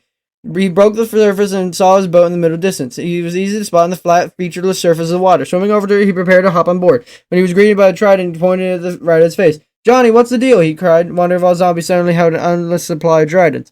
But he looked at the length of the trident, saw it held, and realized, "You're not Johnny. What are you doing on my boat?"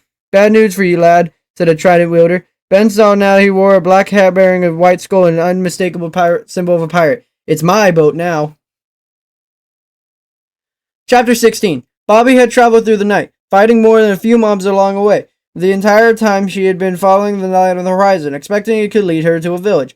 She was right, mostly, but a village she found was an unusual one. Rather than being wide open and welcoming, this village was shielded against intruders. A great stone wall rose up like a fortification of some storybook castle. Lining the wall was a colorful multitude of banners, each with an unfamiliar sigil, and every 3 dozen blocks or so, a wall bulged out up to form a lookout tower made from some light gray stone. Just beyond the wall, she could see a multitude of peaked roofs. So people did live here, on the other side of the wall. They'd simply taken the defense of their own town very seriously. Bobby held her hopes up in the rising sun. She had been alone in the dark for so long. She was ready for some company and some help. She reached for the gate, and before she could push it open, a voice cried out, "Halt, traveler, and pause. I would know your visit's cause." "Oh," Bobby startled. She looked at the soft figure dazed out for the battlements above. "Hi, I'm Bobby. I'm not from around here. I'm looking for supplies, maybe some directions." "Aha," said the figure. "I'm an adventurer. If an adventurer you be, then you may enter, for a fee." "I'm not an adventurer," said Bobby. "I'm a traveler who's trying to stop a bad guy from overcoming a series of challenges along the way." Bobby heard what she was saying, and she stopped her. "Oh no," she said. "I am an adventurer, aren't I?" Growing up in the village, Bobby had never learned to dislike adventures. They would breeze through her hometown, take whatever they wanted, and often leave a mess in their wake. Bobby had never intended to become one herself, but what choice did she have? She was a villager without a village. "Okay, fine, I'm an adventurer," said Bobby, "but I'm a polite one, and I'm looking for a safe place to rest. There are 2 other adventurers trying to find me. They're more like mercenaries, really. They and their big boss are in big trouble. Figure laugh. Trouble come is trouble quelled. The overlords shall ne'er be felled." "The overlords," Bobby echoed. "Overworld overlords is the name of our band. We're the foremost heroes in all the land." "Oh, you're rhyming," said Bobby. "That's nice, but it's not really necessary. My name is Cairo, the hero's bard. I like to rhyme. It isn't hard." "Great, awesome," said Bobby, and she looked at her shoulder, expecting Flip to fire an arrow in the back at any moment. Although this could all have been a tremendous stroke of luck, if these overlords were impressed as Cairo said, then even 1 or 2 of them might help turn the tide of battle with Logan. Maybe she would hire them. If she learned anything from Ben, it was self-proclaimed heroes loved loot. And Bobby had a quick mental inventory of her gear. She didn't have much of value. She strange totem she had taken from the Evoker when she and Ben had defeated the Woodland Mansion, but she doubted it was worth much. Even her precious diamond pickaxe was showing some serious signs of wear. Other than that, she had apples. A lot of apples. Okay, then. She had to rely on her own sense of honor. "I have a proposition for the overlords. Who is in charge around here?" she asked, reaching for the gate. "Hold," cried the bard. Be not so bold." Bobby's skin prickled, and she somehow knew she'd find when she looked up. She lifted her head slowly. The bard was not alone upon the battlement. Several other heroes had appeared, bowstrings drawn with arrows, aimed right for Bobby. Okay, said Bobby. She raised her hand and took a step backward. "We have rules. We have tests," said the bard. "If you would enter, survive a quest." "What kind of quest?" "Far below in the deep dark, a city awaits." Mrs. remarked, "Within his chest, the echo shard. We like a few, if that's not too hard." Bobby sighed in frustration. "Okay, so you let me see if I understand this," she said, rubbing her temple. "Before you let me come in, I need to dig down to some abandoned city and bring back some loot from it. Then you will let me into your clubhouse, right? And let me be an audience with whoever wants the decisions around here." "Indeed so, and if successful, you'll have more than proved your mettle." Bobby rolled her eyes. "Fine. Hold that thought. I'll be right back with more echo shards than you know what to do with." The bard cleared his throat. "Yet hark. A warning is only fair. When you go below of the warden, beware." Bobby didn't know what that meant exactly, but it didn't sound good. "Thanks for the tip," she said, failing to keep the sarcasm out of her voice. "Now off I go. Hooray, pip pip." "What was that all about?" asked a voice. Gyro climbed down the battlements. "An aspiring hero, a would-be friend. You needn't worry about them, Ben." "I'm glad that you have high standards. You can't let just anybody with a hero, right?" Ben grinned with satisfaction. "Now, can I get some more of that cooked chicken? I can't be expected to join the overlords on an empty stomach." Chapter 17. Ben had found a way to the overlords, though less conventional means than Bobby had. It all started with the over-ambitious pirate. "You can just steal a person's boat," Ben complained while treading water. "Of course I can," said the trident-wielding troublemaker. "I'm Polly, Prince of the Pirates, and stealing boats is what pirates do." Polly certainly looked like a part of the pirate. He had a black hat and eye patch, and he wore a tattered fishing net over his clothing, almost like a cape. His 2 grizzled old sea captain was his kid younger than Ben himself, although he was at least a few years older than Johnny. "Wait a minute, Johnny, where's Johnny? What happened to the baby?" Ben demanded. "What, the little fellow with the pumpkin head?" said the pirate. "Boot him overboard, didn't I?" "You did what?" Ben cried. "He was just a baby." "Aye, well, that'd be a pirate, and pirate must be fearsome, and hey, what are you doing?" Ben was furious. Batting the trident aside, he pulled himself out of the water and onto the boat. He didn't even bother looking for a weapon. He just clenched his fist and put full fury into his face. Polly flinched. "He's fine. I made sure he was floating before I left him. Honest." Ben noticed that Polly had dropped the phony accent. "You better take me to him," Ben said. "Right now." Okay, said Polly. He put a trident away and steered the boat in the direction. "Gee, you're no fun." "That baby was my responsibility," said Ben. "So, why'd you leave him alone in a boat while in the middle of the ocean?" Ben didn't have to answer for that. At least, not one he cared to share.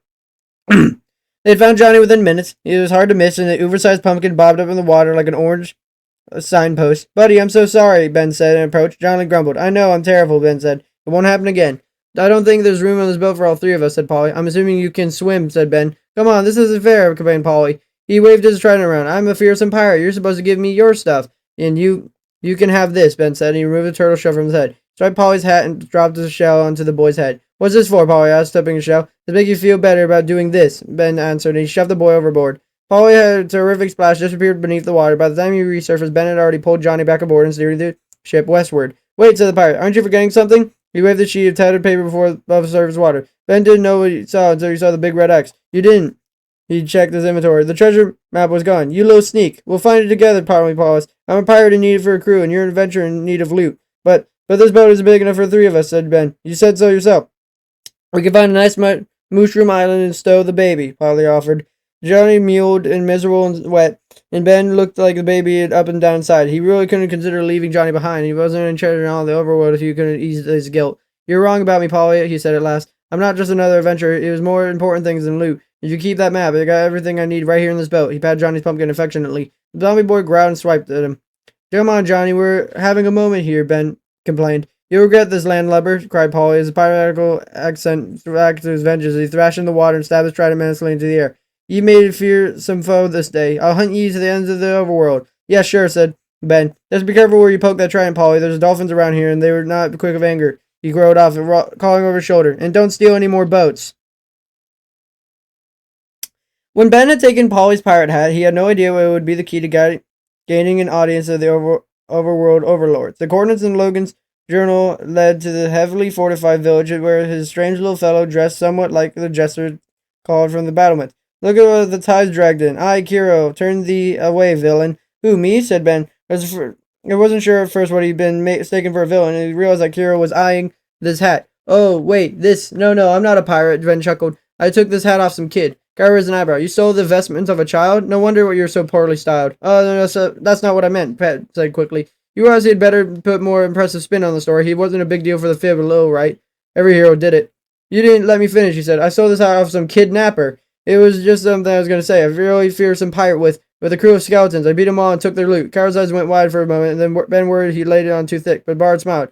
Looks like you have to tell. I'll let you in. You need not yell. Ben turned to Johnny. Well, that was easy. Roar, said Johnny. Back up there, all right? Said Ben. Whatever I say, just go along with it. Roar, Johnny said again. Cool, cocoa beans, said Ben. We've got this. The gate opened and Cairo was there to greet him, along with two other figures. One was a young woman wearing a set of glittering diamond armor, scented with a red cape. The other was a bearded man with no shirt who was wielding a glowing pickaxe. Cairo was some type of pirate slayer, and said the woman. At least that's how he said it. The rhyming sometimes make it hard to follow. So she says, but I should chime in, said Cairo. Most folks I met quite like the rhythm. Keep telling yourself that, said the man. I'm Major Minor, and this is Diamond Jubilee. We're members of the Overworld Overlords, Ben finished, all creeping into his voice. I know, I've heard about you. I'm Ben, the adventurer, like you guys. Ha, said Diamond Jubilee. Well, we judge that, I think. And who's the pumpkin-headed fellow? A bit short for an adventurer, isn't he? This is Jacko Johnny, said Ben. He's my sidekick. He leaned in closer and whispered. His true identity is a secret only known to his closest confidants. The pumpkin never comes off in public. A man of mystery, said Diamond Jubilee, and her eyes glittered in her armor. You never had an affair with the dramatic young fellow, Major Minor said to Johnny. And a bit of pungent odor, if you don't mind me saying. Oh, right, Ben said quickly. You got used to Johnny's particular armor. These days, the zombie boy certainly smelled like more zombie than boy. He's taken a vow. He refuses to enjoy the comforts of the bath until he reenacts vengeance on the villain who smashed all his pumpkins. A vow of grime? Said Jubilee. Now that's a new one. Grar, said Johnny. He's also take a vow of silence, Ben shrugged. Whoa, Ben, one here to another, said Major Minor, and he put his arm around Ben's shoulders. Don't let your sidekick steal your spotlight. If you want to be the overlord someday, you need to show your commitment and heroic persona. Jacko has the right idea. Like me, I only do battle with a pickaxe. It almost gives me a hostile mob's a sporting chance. He winked, and Ben said, Wow, pickaxes weren't suited for combat, so Major Minor was tremendous skill. Wow is right, said the hero. You'll find your shtick soon enough, I'm sure. He won't just take some mistake like she did. He pointed at Diamond Jubilee. I should not have seen her when they scouted the netherite. She wouldn't get out of bed for a week. Diamond used to be the best, she said sadly. A netherite Jubilee doesn't make any sense.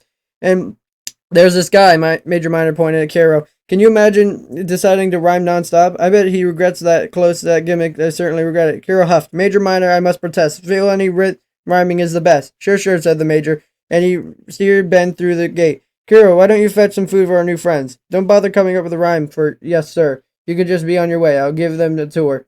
Caro stomped off and Ben, holding firmly to Johnny's lead, allowed himself to be led in turn by Major Minor and Diamond Jubilee. We've got quite an operation here, as you can see. Our current roster includes 13 heroes, who come as adventurers beckons. I want to spoil and invite them food, potions, crafting materials, everything communal and shared among us. Diamond Jubilee sniffed. Some get a greater share than others, however. This is not seniority work, Jubes, snapped the Major. No more complaining. Now, Ben, that's the cafeteria over there. It doubles as a town hall for the important announcements. Ben recognized the layout of the village.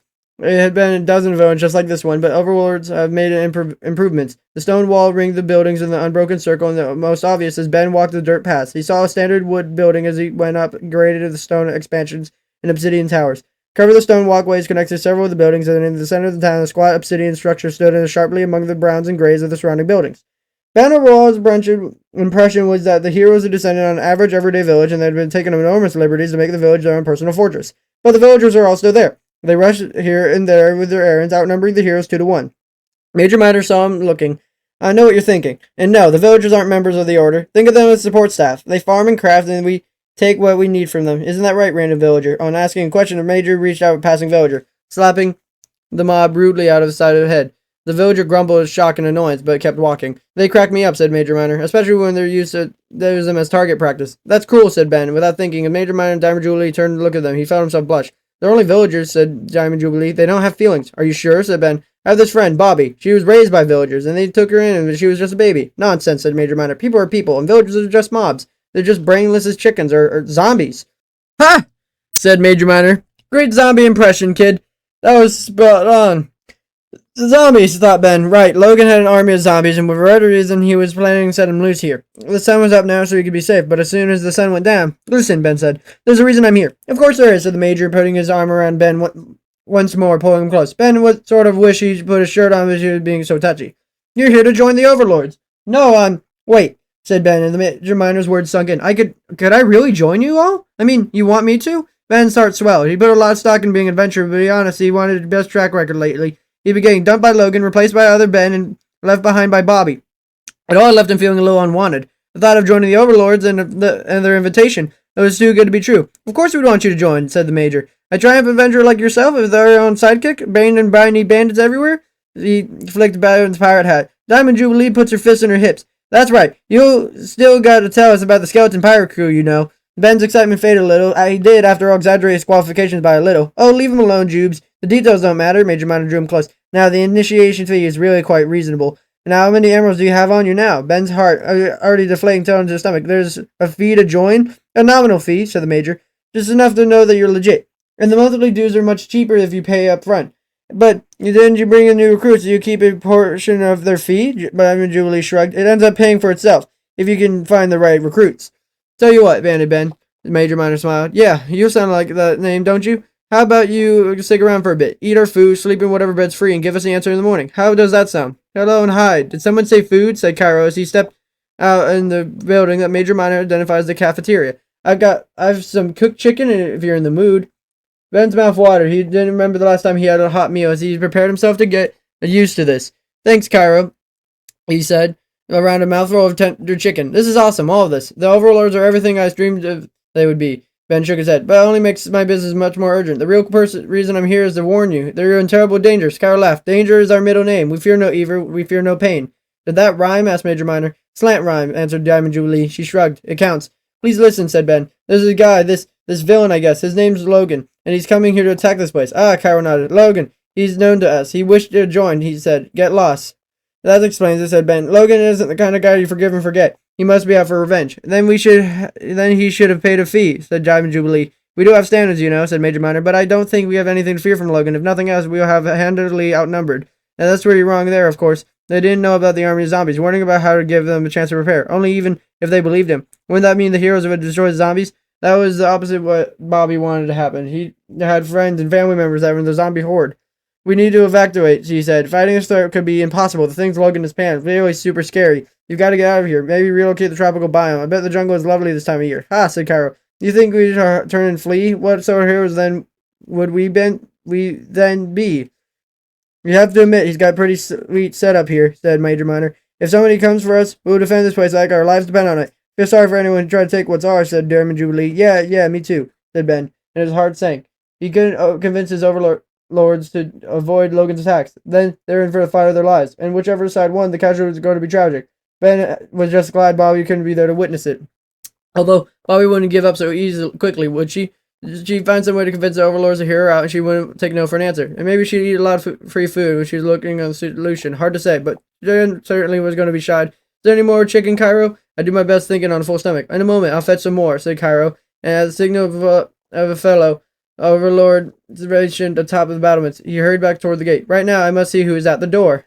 Chapter 18. Bobby couldn't believe it when Cairo sent her away. What sort of village made a traveler prove herself worthy before they let her inside? Although, come to think of it, her village might have fared better in a simple policy. He was the one who welcomed Logan with open arms. After all, she had gone exceedingly poorly. However, if Bobby had to run some random errand in order to earn her way inside, she would do it. She was very strong suspicion that Hatchet and Flip were just a few steps behind her, and she was beginning to think she would need the help she would get to Logan. But leaving Ben behind had not been her all-time best idea. Bobby allowed her frustration at Cairo, at Logan, at herself, to fuel every swing of her pickaxe. She shoved an iron regular staircase into the ground, cutting through grass, then dirt, then seamlessly endless layers of stone. Eventually, her tunnel connected to an open pocket of subterranean space. It was a cavern, and judging by the warm orange light that illuminated the craggy corner, she knew it would find here lava. She proceeded carefully. This didn't seem such lava in her lifetime, and she found it fascinating. She was also a little scared of it. The idea she would take one false step and literally burst into flames was not a comforting thought. But the light would keep the monsters spawning in the cavern, and the bright swirling colors of the lava was almost hypnotically beautiful. Particularly where there was lava was pouring into the chamber like a miniature waterfall. She allowed herself a moment to rest, searching for lava shapes and the patterns, maybe even more sign of sort. But all she saw was chaos. She sighed. To find the loot she was looking for, she would have to dig deeper still. But the last thing she wanted was to dig a hole in the wrong place and have a torrent of lava follow her down. A lava fall was pretty, until it was coming down on your head. She would have a careful about where she would cut her next hole, and she'd have to provide her own light from here. She dug her inventory and found that she only had a handful of torches left. And though she had picked up plenty of coal while digging, she used up nearly every scrap of wood until she was carrying around. She didn't like her chances fighting wood underground, so as much as it bothered her to lose the time, she decided to trace her steps back to the surface. Since the path was already cut, she would be faster going up than it would be coming down. A few moments later, she was on the surface, cutting into trees all the wood she needed. The forest trees were abundant, and rabbits and chickens went about their business. Her surroundings were peaceful, and the action of chopping trees was relaxing, and soon Bobby let her guard down entirely. It was then she heard a voice in the dreaded hearing. I'm sure she went this way, said Flip. That's what you said last time, Hatchet complained. Well, my process of elimination, Hatchet growled. Just keep an eye out for any sign of that someone's been this way. Bobby frowned. She looked around her little grove where she had been gathering wood. A dozen trees were partly hacked away, the stumps unmistakable sign of human activity. Hatchet and Flip would see the grove, and they would know that Bobby had been here. She hurried back to her hole, and she dug next to the river. Once underground, she used the dirt to plunge at the entrance so that Hatchet and Flip couldn't see it. Lava light glowing from the below would be especially obvious as the sun went down, but they wouldn't notice naked pitch of dirt and the field of grass and the flowers. Bobby worried she had left too obvious of a trail. Would she be closer to the tunnel behind her? Did she have time for that? Maybe she used flood instead. Acting almost like on an impulse, Bobby used her diamond pickaxe to dig sideways almost near a nearby river. She soon struck water, rushed forward to fill the hole, surging into a little tunnel, knocking her back. The torrent of water following the path she cut in the earth, rushing down and taking her side with it. Bobby laughed. She created a water slide. If not for the enemies above her and the lava below, she wouldn't have been content to lie back and enjoy the ride. But she thought for a current, and careful not to let it sweep her into the lava pool below. Once in the cavern, she quickly found her footing, hopping to the dry patch of stone in the corner. The water let lava, finding new blocks of obsidian had formed. Bobby looked at the diamond pickaxe. It was strong enough to allow her to harvest the obsidian blocks. It would only take a little risky, cutting through so that close to lava while finding the current water. If she was careful, she would gather quite a bit of obsidian, and obsidian would be useful for setting a trap. Once Bobby had been needed from the flooded cavern, she wailed off the water, prepared her torches, and dug. She didn't stop digging until she hit bedrock. It was deep as she had ever been. She dug inside and up a bit until her trap would require some room to maneuver. Soon as she expected, she cut through a final wall of stone, and her fresh carved staircase opened a vast cavernous hollow. Emerging from a narrow tunnel of stone, she found her warped her mind around the scale of the place. She would seriously see a ceiling of stone she knew was high above, and stony shapes of the distance of a distinctly crafted quality. There was even a wooden tower, not like the one the pillagers had used as an outpost. So this was a natural cavern then, not entirely. No one had made this. Ancient city, said Bobby. Found it. A plant-like growth nearby seemed to react to her voice, emitting eerie blue signals in the air. Almost at the same time, a shrieking sound rang out. At first, she thought Flip and Hatch had found her, but the sound was inhuman. It was, she imagined, or was her vision darkening too? Bobby flinched and crouched low, certain that some unknown mob was ready to attack. Bard had mentioned something called the Warden. As Bobby looked all around, she saw the source of the sound was a mob at all, other one of those strange, glowing, plant-like blocks that appeared to be irregular throughout the area. Bobby whacked it with a pickaxe so it broke, and the noise immediately fell silent. Bobby sighed in relief that had been annoying, but it wouldn't seem to cause any harm. Nothing around to hear the noise, and she silenced it quickly. She got to work digging into. She needed to set a trap before Hatchet and Flip, or something even worse, found her alone down here. Inside the darkness, no zombies or skeletons or creepers appeared to challenge her, or at least that was a relief. The darkness itself was heavy, but not absolute. There was a strange blue lantern set about, and the tower at the center of the cavern, a stronger blue light seemed to beckon her. She suspected that any loot worth looting would be found in that direction. As she walked, the area seemed more and more forest-like, with the blue lanterns highlighting castle-like battlements, and more outpost-like wooden towers, all empty to her relief. There was a faded carpeting along some of the otherwise stony ground, which you used a stretch of wool blocks struck upon and made her feel like a ghost, utterly silent and detached from her surroundings. She stepped onto the side, preferring the natural stonework and eerily soft and silent wool. A second shrieking block activated. Bobby thought the cavern grew darker at the same time. She struggled to find the source of the noise, securely tipping over the shrieker. She silenced it with a few draft swings. She thought she heard the faintest sound of a heartbeat and a thrilling noise in the distance, but then it went silent. Clearly, her imagination was getting the better of her. But she stayed on the wool floor after that. Maybe being silent down here wasn't the worst idea. In silence, however, her hairs on the back of her neck stood as she almost had a nerving sense that someone was watching her. She turned to look away where she'd come. She left some torches along the path, but that would have been easier to retrace her steps if she finished exploring. Bet had taught her that, of course. It also made it easier to be followed. In the middle of the distance, Bobby saw a dark figure step up in front of the torch. She wasn't alone down here. The question is, had Flip and Hatchet caught up to her, or was a hostile mob shuffling aimlessly in the dark, blocking her path back to the surface of sheer luck? Bobby wasn't taking any chances. She pulled out her crossbow and pointed in the direction of the figure. It was a little far away and much too dim to detail, but if it would pass in front of another torch, it would bring her to its position. There! Bobby let an arrow fly, and just a figure outlined the hazy torchlight. It held her breath, waiting for her to discover her aim to be true. The sound of her crossbow set off another shrieking plant back in the stairs somewhere. She ignored it and kept her focus on the battle ahead. A shouted ow told her two things. One, her aim was true as could be, and two, it was not some mindless mom as the person who had made the sound. Hatchet and Flip had found her at last. Bobby knew there was no way to win a battle against the two of them, especially not down here in the dark, but she had planned. For the plan to work, she needed them to follow her. There was more than that came from, Bobby cried. Better catch me. Wait, whispered a figure in the dark. Shush! I said come and get me, Bobby cried, and she fired another arrow in the figure's direction. Did the trick Bobby saw in the shadowy figure whip by another torch, coming after her in a hurry? She turned and ran, looping for the tall columns of stonework to get to the far side of the figure.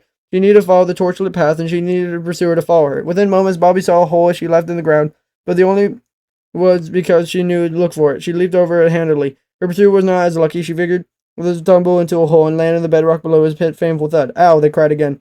She thought only one thing, though, was a hatchet or Flip. It was hardly matter. Pit she dug, lined with obsidian, they hard-pressed to cut their way out, and climbing out would take no small amount of time, especially once Bobby plugged the hole, plunging the captain into utter darkness. They doubled back to the pit. Enjoy your stay, said Bobby. It was better than you deserve. Harsh, said her captain. I thought we were friends. Bobby couldn't believe her ears. She dropped the block and holding a fumbled a torch. By the lights cast, she could only see a figure caught in a trap. It wasn't happening, wasn't Flip. Ben, she cried. What are you doing here? Chapter 19. Although the reunion wasn't quite what he'd pictured it, Ben was genuinely happy to see Bobby, even if he was looking up from the bottom of the dark, creepy pit. Believe it or not, I'm here to save you, Ben told her, rubbing his aching head, which he'd hit against a block of obsidian when he'd fallen. Despite what it may look like, you know me, I can't resist a daring rescue. As rescues go, I've seen better, said Bobby, but it's really good to see you, Ben. Only, where's Johnny? She looked over her shoulder. You didn't bring him down here, did you? Relax, Ben answered. Johnny's safe. I left him with the overlords. Bobby slapped her forehead. You left my Bobby with a zombie in the care of professional monster hunters? Well, it sounds bad when you put it that way, Ben said, but he barely even looks like a zombie when he's wearing the pumpkin. I promise, he's completely safe. I learned my lesson when the pirate threw him. Actually, never mind. Are you going to help me? Bobby tossed back the stack of dirt blocks into the hole. When Ben saw what she had in mind, he was able to build a simple dirt column right beneath his feet when he was back to the level in no time. It's good to see you, said Bobby as she leaned in and hugged. It's great to know my trap worked. If it helps, he said, leaning in for a hug. When he pulled away, he looked into her eyes. But listen, Bobby, you're in danger down here, and the hole in the ground isn't going to help against the warden. What warden exactly? Asked Bobby. I thought I'd seen every hostile mob in the overworld by this point. Not even close. Remind me to tell you about the zombie pig monster. Bobby crossed her arms. Now that you're making up story. Shush, said Ben. Let's try to keep quiet, all right? You haven't set off any shriekers, have you? Bobby shrugged. Yeah, a few of them. Ben's blood went cold. A few? He said. How many is a few? 2 or 3? I don't know. Bobby threw her hands up. Anyway, whatever the warden is, I'm not worried about Logan's cronies. Hatchet and Flip are looking for me as we speak. Looking, said a voice, and finding, said another. Ben knew he'd heard whirl around. Hatchet stepped to the shadows, her hands clicking in the low torchlight, and Flip right behind her, aiming a crossbow in the direction. We just about given up finding you, said Hatchet. You're going to covering our tracks, said Flip. Flip, said Hatchet. Don't compliment the enemy. It wasn't a compliment, said Flip. I wasn't complaining. Don't like being led in a wild squid chase. Unfortunately, we saw your little friend running around. Hatchet pointed at Hatchet to Ben. We led us right to you. Oops, said Ben. Wait, Bobby turned to Ben. How did you find me? Cairo told me you were sent some snarky adventurer who said she's not an adventurer down here in the quest that was always certain to kill her. Ben shrugged. I figured he was talking about you. Cairo, said Bobby. I knew he was bad news. Excuse me, said Ben. I'd like to think the guy with the crossbow aimed at your head is all the bad news you need. You two caused us a lot of trouble, said Hatchet. You know Logan blamed us for all the chaos at Fort Rot. But then when we bring out your heads, you'll take us back with open arms. Good plan, said Bobby. One problem, though. It wasn't just the two of us who caused that trouble, right, Ben? Bobby elbowed Ben to the side. He wasn't sure what it was up to, but recognized she needed to play along. Right, he said. You forgot about the third member of our team, her brother, the zombie. You remember him, don't you? Get him, Johnny. Hatchet and Flip whirled around, expecting a pint-sized zombie to come around lunging the shadows. Ben wanted to applaud Bobby's cleverness, but there was no time. She grabbed the hand and pulled him after her. She could see better than he could. Even with the torches, it was unnaturally dark down there. For all he knew, he might have about to put his foot into another hole. Hey, Hatchet called after them. Flip, shoot him. I can't even see him, complained Flip. Come on, after them. Ben heard the footsteps giving chase. I assume you have a plan, Ben asked. I have a great plan, she asked. Let him into a pit. It was going to be glorious. I'm going to apologize for falling into your trap, said Ben. In fact, anytime you'd like to apologize to me, I'm ready, and... Ben didn't finish that. It was possibly dark, and he tipped over some object on the ground. It was a skull shrieker, the last thing he wanted it to be. Shrieker laughed a horrible, ear-splitting noise, giving away their location. Over there, yelled Hatchet. Suddenly, the sound of the shifting earth and breaking rocks filled the cavern. The ground at Bobby's feet churned as if something was burrowing away up below. She took a few faltering steps back, pulling Ben to his feet, and together they watched as his figure broke from the surface and pulled itself up in its full, terrifying height. It was massive, and it was indistinct, deeper darkness amid the shadow. Ben thought he could make out a gaping black hollow of the mouth and an otherwise featureless face. The warden was there, and Ben knew what they'd stand a chance. They didn't stand a chance. Chapter 20. The creature that loomed before them was easily the most frightening thing Bobby had ever laid eyes on. It didn't help that darkness seemed to have settled upon them as the creature had raised itself from the ground, as well as the creature had raised itself from the ground. It is as well truly dark now. Despite the torches and lanterns, she wanted nothing more than a run. But her feet felt like blocks of iron. Is that a warden? Whispered Bobby. Ben gestured fiercely at her to be quiet, but she also sort of nodded wildly. I'll take that as a yes, thought Bobby. It was obvious that Ben found the warden every bit as horrifying as she did. Hatchet and Flip evidently agreed. What is that? Cried Flip.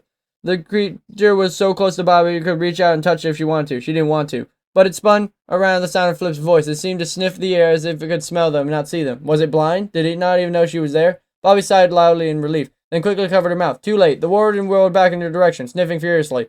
Flip's crossbow went off, although Bobby couldn't say whether she fired it on purpose. It was too dark to see the arrow, but the sound of the crossbow was enough to once more to attract the warden's attention. The creature roared, stalking towards the others. Bobby fumbled with Ben's hand, and when she found it, she gripped it tightly and knew it was her opportunity to flee. But it was so dark. Where was the exit? She floundered, tripping over a block, but then caught her as she fell. Don't panic, he whispered as quietly as possible. We can survive this if we stick together. Maybe, said Bobby, but can they? As if on cue, Hatchet and Flip screamed. Get it, shoot it, cried Hatchet. I did, said Flip. It didn't even. The warden roared and Flip went careening back into the wall. Bobby hadn't seen the creature strike him. She had no idea of the full extent of its abilities, and she didn't care to find out.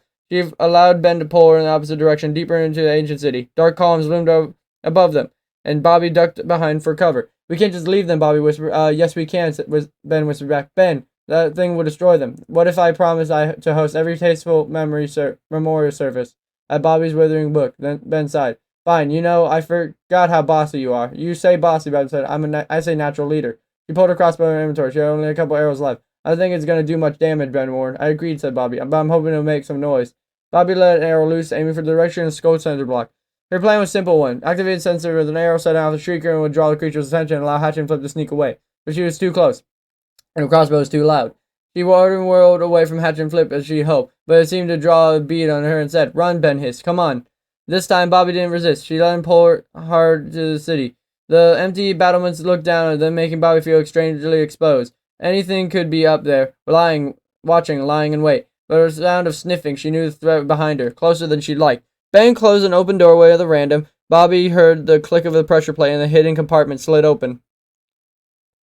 They both dove in through the opening, which slid shut behind them. The room was pitch dark, and they huddled together, trying not to make a sound. Bobby continued to count to 30. She began to think it might be safe, when it was sniffing at the door.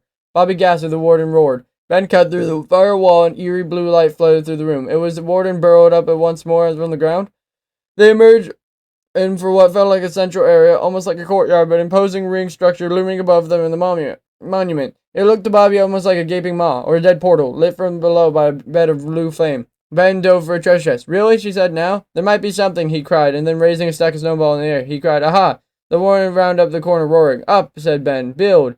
But Bobby was busy staring inside the open chest. An echo shard, she cried, grabbing an item. I thought now wasn't time for looting, Ben asked. I'll explain later. Bobby began laying the blocks of the staircase pattern as quickly as she could.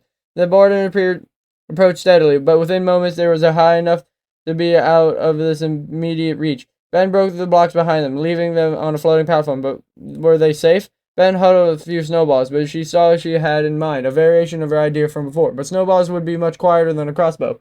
She threw one as far as she could manage to hit the far wall with a splat, but the warden turned to that direction.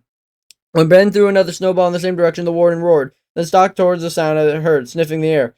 They squeezed close together at their little platform, straining their eyes to the track of the creature's movements, and it failed to find anyone as the snowballs had led it. It paced the area, sniffing furiously. But they must have been beyond the range of its senses. Eventually, the warden seemed to give up pursuit, burrowing back into the ground beneath its feet. Even then, Bobby had waited long minutes in silence, neither wanting to be the first to make the sound. In the end, they exchanged a nod, and Bobby led the way, placing blocks to bring them back to the ground level. They stuck to the wool floor, but wherever possible, ignored the chest they passed along the way. When they reached Bobby's tunnel, lined with torches, they led to the surface, but they thought they were safe. To Bobby's immense disappointment, two familiar faces were waiting to greet them midway in the bedrock daylight. There they are, said Hatchet. Now, we can get back to business. Bobby saw that Flip was already pointing a crossbow at her. Are you serious, said Bobby. We just saved your lives. Flip grinned. And when Logan hears that we got rid of you, you'll be saved our reputations, too. I've had about enough of this, said Ben. Bobby, Maneuver 19. Bobby had no idea what Maneuver 19 was, but it was Ben lunged forward and knocked Flip's crossbow aside. She swung her diamond axe right down into Hatchet's foot. Hatchet screamed in shock and pain, and Flip dropped his crossbow and put his hands over her mouth. Hey, stay quiet down here, he said. That thing is still down here somewhere. Ben grabbed Flip's crossbow, grinning at Bobby. That doesn't Maneuver 19, but it worked. Hatchet pushed Flip away in the grip of her axe. If you think that you got us beat. Oh, stop it, said Bobby. You two are injured and you have no room to maneuver. And Ben and I have a great team. It's no 2 against 1 anymore. And, said Ben, you're fighting for all the wrong reasons. Logan doesn't want you two around. Beating up Bobby and me won't change that. He extended a look in their direction. Go on, see for yourself. Hesitantly, as she expected some kind of trap, Hatchet looked to the book from Ben. What's this? She asked, flipping through the pages. It's Logan's journal, answered Ben. It wasn't pretty, but I needed to see the truth, and so do you. Ben shrugged. Logan's not a nice person. Flip scoffed. You're just saying that because he dumped you. I'll admit it. It hurt my feelings when Logan left me behind. Ben's shoulders slumped. I thought we were friends, partners. I thought he saw past the shortcomings and wanted to spend time with me anyway. He shook his head. But he was keeping a list of my shortcomings, judging me the whole time, using me as if I was no longer useful to him, and he was doing the same to you two. Flip blew over Hatchet's shoulder. Is this supposed to be a drawing of me? Said Flip. I never wore a dunce cap in my life. He kept the tally of every time you missed a target, Hatchet said. And look, he has a whole page where he lists foolish stuff I said. 2 pages, Ben said. And then Hatchet floundered. Ben said, No, you're supposed to read the books left to right. That's total slime. That total slime. She cried, and she threw the book on the ground. After all we did for him, he'd be nothing without us. We gathered most of the army for him, said Flip. We fought whoever he said to fight, and we gave him all the cool loot we found. He guarded his fort while he went off on his great adventure. Well, Ben said, you didn't do a great job of that last thing. Ben was right about the one thing, said Hatchet. She turned to Flip. You haven't been very smart, have we? Why do you let him boss us around anyway? We've got everything we need between the two of us. Flip sighed in relief. I'm perfectly honest with you, Hatchet. I was looking forward to fighting the overlords. Right? Said Hatchet. He thinks he's so smart he can handle the overlords by himself. Yeah, Flip nodded. And they stop him, Pigstep Peggy will. But Logan is going after the overworld overlords? That's new to me, said Bobby. And who's Pigstep Peggy? Hatchet scoffed. She's one of the who taught the overlords everything they know. If Logan thinks he's going to take her down without a fight, he's in for a surprise. You could join us, said Ben. Together we can stop when it hurts anyone else. Nah, Hatchet said. We wasted enough time on his nonsense. We got life goals on our own, You like getting rich, said Flip. Fighting zombies never got anybody rich. Yeah, Ben said wistfully. Tell me about it. Bobby smacked his shoulder. Priorities, Ben. But we won't stand in your way no more, said Flip. And if you want to know the truth, I'm rooting for you. Hey, thanks, Flip, Bobby said, smiling. I kind of hope you all kill each other, said Hatchet. Who knows? Wishes can come true. On a cheery note, Hatchet and Flip began trotting upward, sloping path in the stone. Bobby hoped they'd seen the last of them, but she doubted it. Should we let them go out? She asked Ben. They're bound to cause some trouble. I'm not sure we could stop them if we wanted to, said Ben. Besides, we have enough problems, he smiled. Now come on. I know a certain zombie who's undying to see you. Chapter 21. The sun was close to the horizon when they reached the surface. Not so long in the deep dark, Ben thought even the dim light of the dusk felt almost overpowering. He blinked against the brightness. I'm all turned around, said Bobby. There, said Ben, pointing. I left a trail of torches. If we follow them, we'll reach out Overlord's headquarters before dark. And then what? Bobby said, trailing just behind him. We can't let Logan demolish them, but we also can't let the Overlords decimate the zombies, Ben finished. I know. That's what I'm trying to figure out before I rush off to find you. He shook his head. The heroes I talked to were not very worried about Logan, but they he stopped talking. He stopped walking and turned to face her. They offered me to let me join them, or they said I could be an overworld overlord. Oh, said Bobby, who was obviously surprised by the news. Is that something you'd want? Ben couldn't suppress a grin. I mean, it'd be kind of amazing, wouldn't it? Ben started walking again, and Bobby fell into a step beside him. You know me, I'm suspicious of people who go around calling themselves heroes, she shrugged. And Cairo the Bard apparently doesn't care if I live or die, sending me into the Warden territory like he did. But if being in the guild would be good for your career, yeah, I mean, not now, obviously, Ben said quickly. First, I'm gonna get you to get the zombies cured. That would give me some time to initiation fee together. There's a fee? Yeah, and dues. But I can't actually make money if I bring in new recruits. Maybe you'd want to join. For a fee? Said Bobby. Ben nodded, smiling happily. That sounds a little suspicious, said Bobby. Don't you think? Ben felt a smile falter. What do you mean? Bobby shrugged. Nothing. Maybe it's just nothing. She scratched her head. But now, be careful. The heroes who used to come to my village, sometimes they cared more about loot than people. Ben sighed theatrically. I know, you don't trust the heroes, but these ones are different. They're literally the best. Right, Bobby nodded. Although Cairo Soda sent me off to certain death. Not so certain, Ben argued. You survived. Bobby shrugged again. You think they're con artists, Ben said hotly. You think they're trying to trick me out of my hard-earned emerald? Your word, said Bobby. I only said to be careful. Unbelievable, said Ben. He gave her a log look. And you're sure you're not just jealous? Bobby gave him a look of pure pity. You're a brilliant adventurer, Ben. They should be paying you, not the other way around. But they're famous, Ben argued. You know who I saw in the cafeteria? Iron Aaron. He's been to the end and back without ever upgrading his armor. That sounds needlessly reckless, said Bobby. It sounds awesome, countered Ben. Trust me, Cairo's a little sketchy, but the rest of them, once you meet them, you'll get it. We'll help them stop Logan. They'll help us cure the zombies, and then we'll bask in triumphant glory at the most famous heroes of all the overworld sing songs about our valor and carry us around on their shoulders. Bobby gave him a look. This time was not a look of pity, but of judgment. The first two things being the more important part, naturally, Ben said quickly. Cairo and the Bard greeted from the gates in the wild village. Hail and welcome, but I must ask, leaning over the ramparts, was the girl successful in her task? The girl's name is Bobby, and I'm sure you'll remember she held up her shard. I'd call this successful, wouldn't you? In response, Cairo gave a signal, and the gate swung open. Major Minor was there to greet them. Bandit Ben, he cried at the greeting. Have you found another sidekick already? Is he talking about me? Asked Bobby. She leaned close to Major Minor. I'm nobody's sidekick, buddy. Now who's in charge around here? Major Minor turned to Ben. No vow of silence for this one, eh? Bobby obviously didn't want to silence that. She opened her mouth, preparing to deliver some sort of retort. But a great horn sounded, interrupting Bobby and drawing the attention of everyone around them. What is that? She said. A raid horn has sounded, Cairo shouted down from the ramparts. We're about to get pounded. Get the gate shut. Major Minor yelled at the Bard. He then turned back to Ben. You must have a mark of bad omen. Did you really strike down a pillager, Captain? Me, no, said Ben. Believe me, if I had, I'd be bragging about it. Said Bobby, raising her hand meekly. I defeated a couple of pillagers recently. It was a wooden tower thing, like an outpost. I don't know if any of them was a captain. Ben's eyes went wide. You fought against pillagers and won? 2 arms, cried Cairo. You're about to get invaded. That didn't even rhyme, Bobby complained. Come on, Ben said, and he climbed to the ladder of ramparts. Bobby followed close behind. When Cairo was perched atop of the wall, by fading light of the sun, Ben and Bobby had a view of the invasion's upcoming moments. There, shouted one of the heroes atop the wall, and Ben saw pillagers appear behind the tree in the fire and arrow in their direction. And over there, said Bobby, as she pointed out a second approaching pillager. Watch it, warned Ben, as he ducked the third pillager's arrow. Return fire, cried a hero, for all assembled atop of the wall launched arrows of the invaders. Ben and Bobby joined in, using their crossbows. A trio of pillagers fell in the onslaught of arrows before they even reached the gate. That wasn't so bad, said Bobby. Suddenly, a tremendous crash sounded nearby, and a vibration shook the wall. Ben and Bobby turned to see what the wall would breach from the far side of the village. Pillagers came streaming in through the gap. Bobby aimed her crossbow, but Ben put his hand on her elbow. Wait, he said. It's too far. You might hit one of them. As they watched, heroes leaped into action. Major Miner led the charge. It was softly glowing pickaxe. Diamond Jubilee fought by his side. See, said Ben. The real deal. Adventurers, not con artists. They could be both, Bobby insisted. But Ben, where's Johnny? If he's caught in the middle of this, I'll take you to him, said Ben, and he hopped back onto the ladder. Follow me.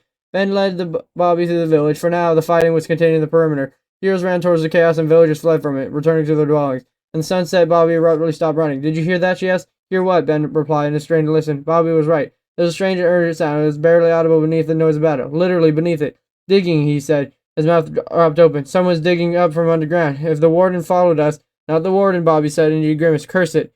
He was waiting for the sun to go down. Logan is here. The ground near his feet crumbled. A gaping hole spread halfway across the village, and in front of a great crack in the earth, across the underscene of zombies. Logan's assault had begun at the worst probable moment. In the distance, Diamond Jubilee was leading a group of heroes in the combat against the pillagers and vindicators who had breached the wall. He had never heard of zombies approaching from behind. When one of them swiped at her, she turned, and her eyes went wide with realization. The heroes were trapped between two invading armies. But Ben saw Major Miner surreptitiously swap his pickaxe for a sword, so much as commitment to his brand. Nearby, Cairo yelped in shock. Ben turned at the time and watched a bard lash out at the undead attacker who struck him from the back. Don't hurt them, cried Bobby. They don't know what they're doing. I don't think they're going to listen, Ben said. We've got to end this battle right now, Bobby said. But you're not going to act like the side we're on. Before Ben could ask her what she meant, Bobby ran back to the village of the wall. Diamond pickaxe flash and began cutting holes in the barrier. What are you doing, Ben cried, grabbing her arm. Stopping the bloodbath, she answered. We need our overlords to retreat. It's the only way to end this quickly. An arrow whizzed between them. Ben whirled around to see Cairo approaching with an unhinged look in his eyes. Traitors in our midst, spies, he yelled. I saw their treachery in my own eyes. And Ben looked at the hands. Hold on, Cairo, he said. It's not what it looks like. Ha, said Bobby, as she cut away from the wall. Sound the retreat, Cairo. You can't win this battle. Cairo screamed, firing the series of arrows their way. Ben sort of understood where he was coming from, but he didn't want Bobby to suffer the same fate as the hero's whole strewn wall. He pulled her out of Cairo's range and nearly dragged her into the midst of the zombie horde. Their claws would do less damage than Cairo's arrows, Ben reasoned, and as soon as they lost the chaos. This scene was certainly chaotic. Heroes, zombies, and pillagers all fought one another in the confused melee. Arrows flew from all sides. Villagers ran about in a blind panic. Zombies busted down closed doors, and Bobby was setting fire to the cafeteria. Wait a minute, Bobby was doing what? Bobby, Ben cried. Have you lost your mind? It's the only way, Bobby said again. Bobby, your brother is in that building. Ben saw the shock register in Bobby's face, but he didn't stick around to hear the response. He charged into the burning building, passing tables strewn with food in the inner wall of the furnaces. In the back storage room, he found Johnny right there where he had left him. The zombie boy's lead was tied firmly to a post. He'd be completely helpless if the fire spread here. As Ben removed this post, Bobby burst into the room. Johnny, she cried. Oh, Johnny, I'm so sorry. Bobby rushed at her brother, taking the pumpkin helmet to get a good look at him before pulling him in an embrace. The zombie boy grumbled and squirmed, but he didn't quite bite through her armor. Ben figured that was family meant. No matter how much you got in each other's nerves, biting was off limits. Lots of catching up to do, I'm sure, said Ben, but it's about to get very hot in here. We'll go out the back way, Bobby said, and she cut through the wall with her pickaxe. Both of you, stick close to me. As they ran out of the building, Ben leaned in close to Johnny. Is it me, or is she even bossier than before? Johnny growled and swiped at him. Typical. Bobby almost cooks him, and he wants a hug, and what did Ben get? Thunk. Ben got an arrow in the shoulder. No, cried Bobby. He pulled out his shield and put himself between Ben and his attacker. It was Cairo, eyes burning with fury. And those eyes landed on Johnny, who no longer wore his pumpkin helmet. They bulged along. Your sidekick is a zombie, and nothing rhymes with zombie. In an instant before Cairo fired another arrow, a great roar sounded from nearby. A bard flinched. His shot flew wild, then saw a source of inhuman noise. A massive four-legged beast with fearsome horns charged into a hole in the village wall, biting aside two heroes in the single thrust of his head. That's a ravager, Ben said, with his teeth clenched in pain. The building of the back was now a raging inferno. Bobby's right, Cairo. The battle's lost. You have to retreat, all of you. The building in the back was now a raging inferno. Bobby's right, Cairo. The battle is lost. You have to retreat, all of you. Cairo hesitated and nearly saw the truth of Ben had said. The heroes could handle the raid or the siege, but not both at once. Bard went up in flare. It soared into the sky and then exploded in a starburst of radiant light. Into the hills. We must retreat, he cried. Be quick about it now. Beat feet. Bobby evidently saw her chance to slip away. He hurried off while Cairo's back was turned, pulling Johnny and Ben behind her. Cairo called out as they went. I'll remember you three. Bards never forget. Your actions today are the ones you'll regret. Chapter 22. Bobby could tell right away that Ben was upset. As the burning broken village disappeared behind him, he was silent. Ben had so many things, but he was very rarely silent. What's wrong? Asked Bobby. When Ben ignored her and kept running, she grabbed his arm, forcing him to stop, to look at her. Tell me, he said. Ben frowned. Fine, I'll tell you what's wrong, he said, and his eyes went wide and said, as soon as I'm done hallucinating. Bobby saw a dim blue glow in the corner of her eye, and she knew it was she finally turned around. Layla, hi, she said when she accepted the latest apple. You missed quite a battle just now. The Layla trailed and then flew off once more. Then Bobby Ben and Johnny both watched her go, transfixed. Okay, talk later, Bobby shouted at the mob. Then she handed the apple to Ben. You were injured back there. You should eat. Ben took the apple and he wore out of confusion. What just happened? He asked. That was Layla. He's in LA. I rescued her from a pillager outpost. Ben's eyebrow rose. A pillager outpost where you single-handedly defeated a pillager captain? Barbara shrugged. I guess. I mean, I defeated a couple of them. But they weren't wearing name tags. But probably because of the lucky shots and I was just trying to help Benjamin. I mean, other Ben. You were there with other Ben? Ben asked, his voice strained. No, other Ben was there with Phantom. Ben was confused. Phantom? What does that have to do with Duck? Cried Bobby. He pulled him to the ground. A large bat-like creature rocketed over crouched bodies. His glowing eyes were a streak of green as it passed them, and it beat its tattered wings, turning to the sky. Bobby knew it would circle around for another attack. Johnny leapt forward, snarling. Bobby had dropped his lead, and he came quickly to the defense, just as Phantoms had attacked them on the night they met Ben. As before, the Phantoms were drawn to the group because Bobby had done too long without sleep. Like zombies, Phantoms were undead mobs. They only came out at night, and Bobby knew they always hunted in packs. Even if Johnny managed to knock a few of them out of the air, they would soon be overwhelmed. Ben drew a crossbow. We need shelter, Bobby finished the thought. We quickly carved a hiding hollow in the side of the small cliff. It's safer than digging down, she explained. Johnny followed her into the hollow. Ben went last, plugging in the entrance of the dirt behind them. If you expected darkness, he was going to be surprised. Bobby only set out torches. He went to work expanding the space, cutting away more stone. Sorry about that, she said. I haven't slept in I don't know how long. Being underground really messes with your sense of time, you know? What does it do with your sense of morality? Ben asked. Bobby stopped digging. What's that supposed to mean? Those were people's homes back there, Bobby. You set them on fire. I set the cafeteria on fire, Bobby corrected. You tore down their wall. You let monsters in. You basically did to that village what Logan did to yours. Bobby felt her cheeks real hot. That isn't fair comparison, she said. If I helped destroy that village, I did it to save people who lived there, and the zombie villagers or those so-called heroes would have to hurt without a second thought. She shook her head sadly. I didn't see any other solutions, and I didn't fear any ideas at all from you. Bobby could see her words that hurt Ben, and she immediately felt guilty. When Ben and Logan had been together, Logan had treated Ben like he was worthless. It wasn't true, but Bobby's words might have made Ben feel worthless all over again. Ben, I'm sorry. I didn't mean that, and you know there's nobody I'd rather have next to me in a fight. Johnny growled, and Bobby laughed. Okay, well, it's a tie then. Ben didn't join in when she left. Do you even need help in a fight? He asked sullenly. What does it mean? It was the overlords before the attack, trying to convince them they needed to evacuate the village. But when I learned that they sent you in a dangerous situation, I rushed underground to save you. Ben shook his head. You didn't need saving. You were only a little apart for a little while, and in that time you raided outposts, befriended in LA, and became this hyper-competent fighter. Well, I've done nothing but babysit, and I didn't even need to do that very well. I bet that's not true, said Bobby. I know more than anybody that Johnny's a handful. I would have trusted him with anybody else. Not anybody else in the whole overworld, Ben. And look, Bobby patted her brother's matted hair. He's safe. He's healthy, or not. Whatever the equivalent is for undead. You kept him safe. You proved that I was right in faith of you. Ben's face showed at the very beginning of a small smile. I mean, I didn't save him from a pirate. I knew it, said Bobby. You were all sorts of adventures together. Oh, said Ben. I almost forgot about the rotting humanoid pig beast. We rarely escaped that one. Bobby laughed again. I know you're making that up to scare me. It wasn't working. Johnny growled. You know, Ben, Bobby said, serious now. I didn't know how to do any of this stuff before I met you. I would never survived out here without your lessons. Ben crossed his arm. Well, good. But I've been one more lesson for you. We're a team, and we need to see this through and together. No more leaving teammates behind. Tell that to Layla, said Bobby. She keeps disappearing when I need backup. I'm serious, Bobby, Ben said, and Johnny growled as he said it, adding a bit of gravitas. You're right, Bobby said. I'm sorry I left you, both of you. It wasn't right for me to make the choice for you. Ben turned toward Johnny. What do you think? He asked. Should we forgive her? Johnny nodded in his bone, evidently bored of all the talking. Ben shrugged. Okay, all is forgiven. And no more leaving teammates behind, said Bobby. They shook on it. And Ben felt a flare of pain where Cairo's arrow had struck him. Ouch, he said. Hey, you got any more of those apples? Bobby laughed. So many apples, she said. Chapter 23. So, what do you know about Pigstep Peggy? Bobby asked. Ben, Bobby, and Johnny were approaching the summit of the mountain. They felt an urgency to keep moving. They didn't want to waste the head of the start they had on Logan, but they also wanted to make their way carefully over the steep incline, stopping to place the dirt blocks wherever they found no place to put their feet. And Johnny, in his overlarge pumpkin helmet once more, was slightly unsteady on his feet. It was slow going, and the sun was out, with no hostile mobs in sight, but Bobby at his side. Ben felt more relaxed than he had in ages. This is what he loved more than anything, exploring a new area with his friends. Literally anything could be other than the side of the mountain. Hello, Ben, said Bobby. Pigstep Peggy? Oh, sorry, said Ben, and he reined in his wandering mind. I don't know much of anything, really, except that she's next on the list of Logan's targets.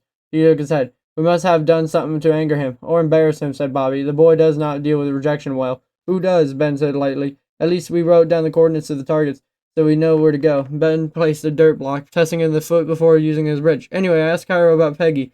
It was before he destroyed his home. He turned it around against us in a fury, a cornered Enderman. Too soon to joke about, Bobby sing-songed. And Cairo said that she was in a big deal adventure from the back in the day. Way back in the day, all the overlords looked up to her, and adventuring days are long over. She keeps to herself. So Logan is leading an army of zombies to destroy Recollective's retired grandma type? Bobby scoffed. That's a new low, even for him. And we're about to reach new heights, said Ben. The summit is just ahead. Finally, said Bobby. Next time, we cut through the mountain. The damn pickaxes are going to last forever, Ben warned.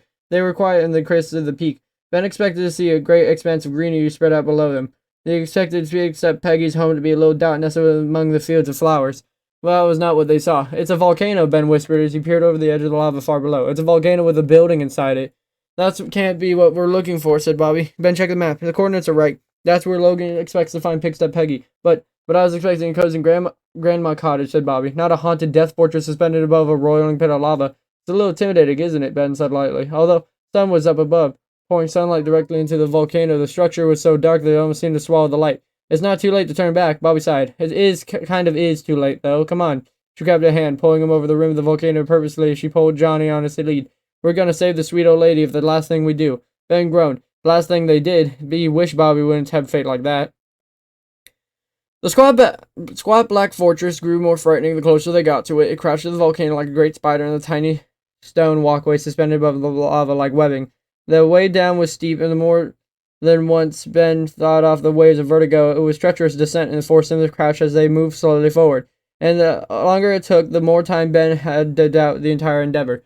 At length, they made it to the simple stone platform that hugged the inside of the volcano. They were on the same level as the fortress, but to reach it, they would have to walk down the narrow stone pathways that hovered above the lava. Don't look down, Bobby warned. Right, said Ben, because looking straight ahead is the death castle was so reassuring. The pathway was only 1 block wide, so they had to go single file. Ben walked in front, not because he felt brave, he didn't, but because Bobby and Johnny had by the lead, and they thought the best place a zombie boy was up the rear. Now, who knew how Pickstep Peggy would react to a zombie crossing a bridge at their home? For that matter, who knows how she reacted to people crossing the bridge? She didn't exactly put out a welcome sign. While the bridge itself was stone, Ben could see by the time they were midway across it that the black material of the fort was obsidian. He suspected it to be from the distance, but it was hard to believe. A fortress made of obsidian was tremendously secure. The place was huge, with multiple towers looming over above them. It didn't look almost dark, twisted vision of a city. The obsidian, said Bobby. It looks like it's wet, like it's dripping with violet.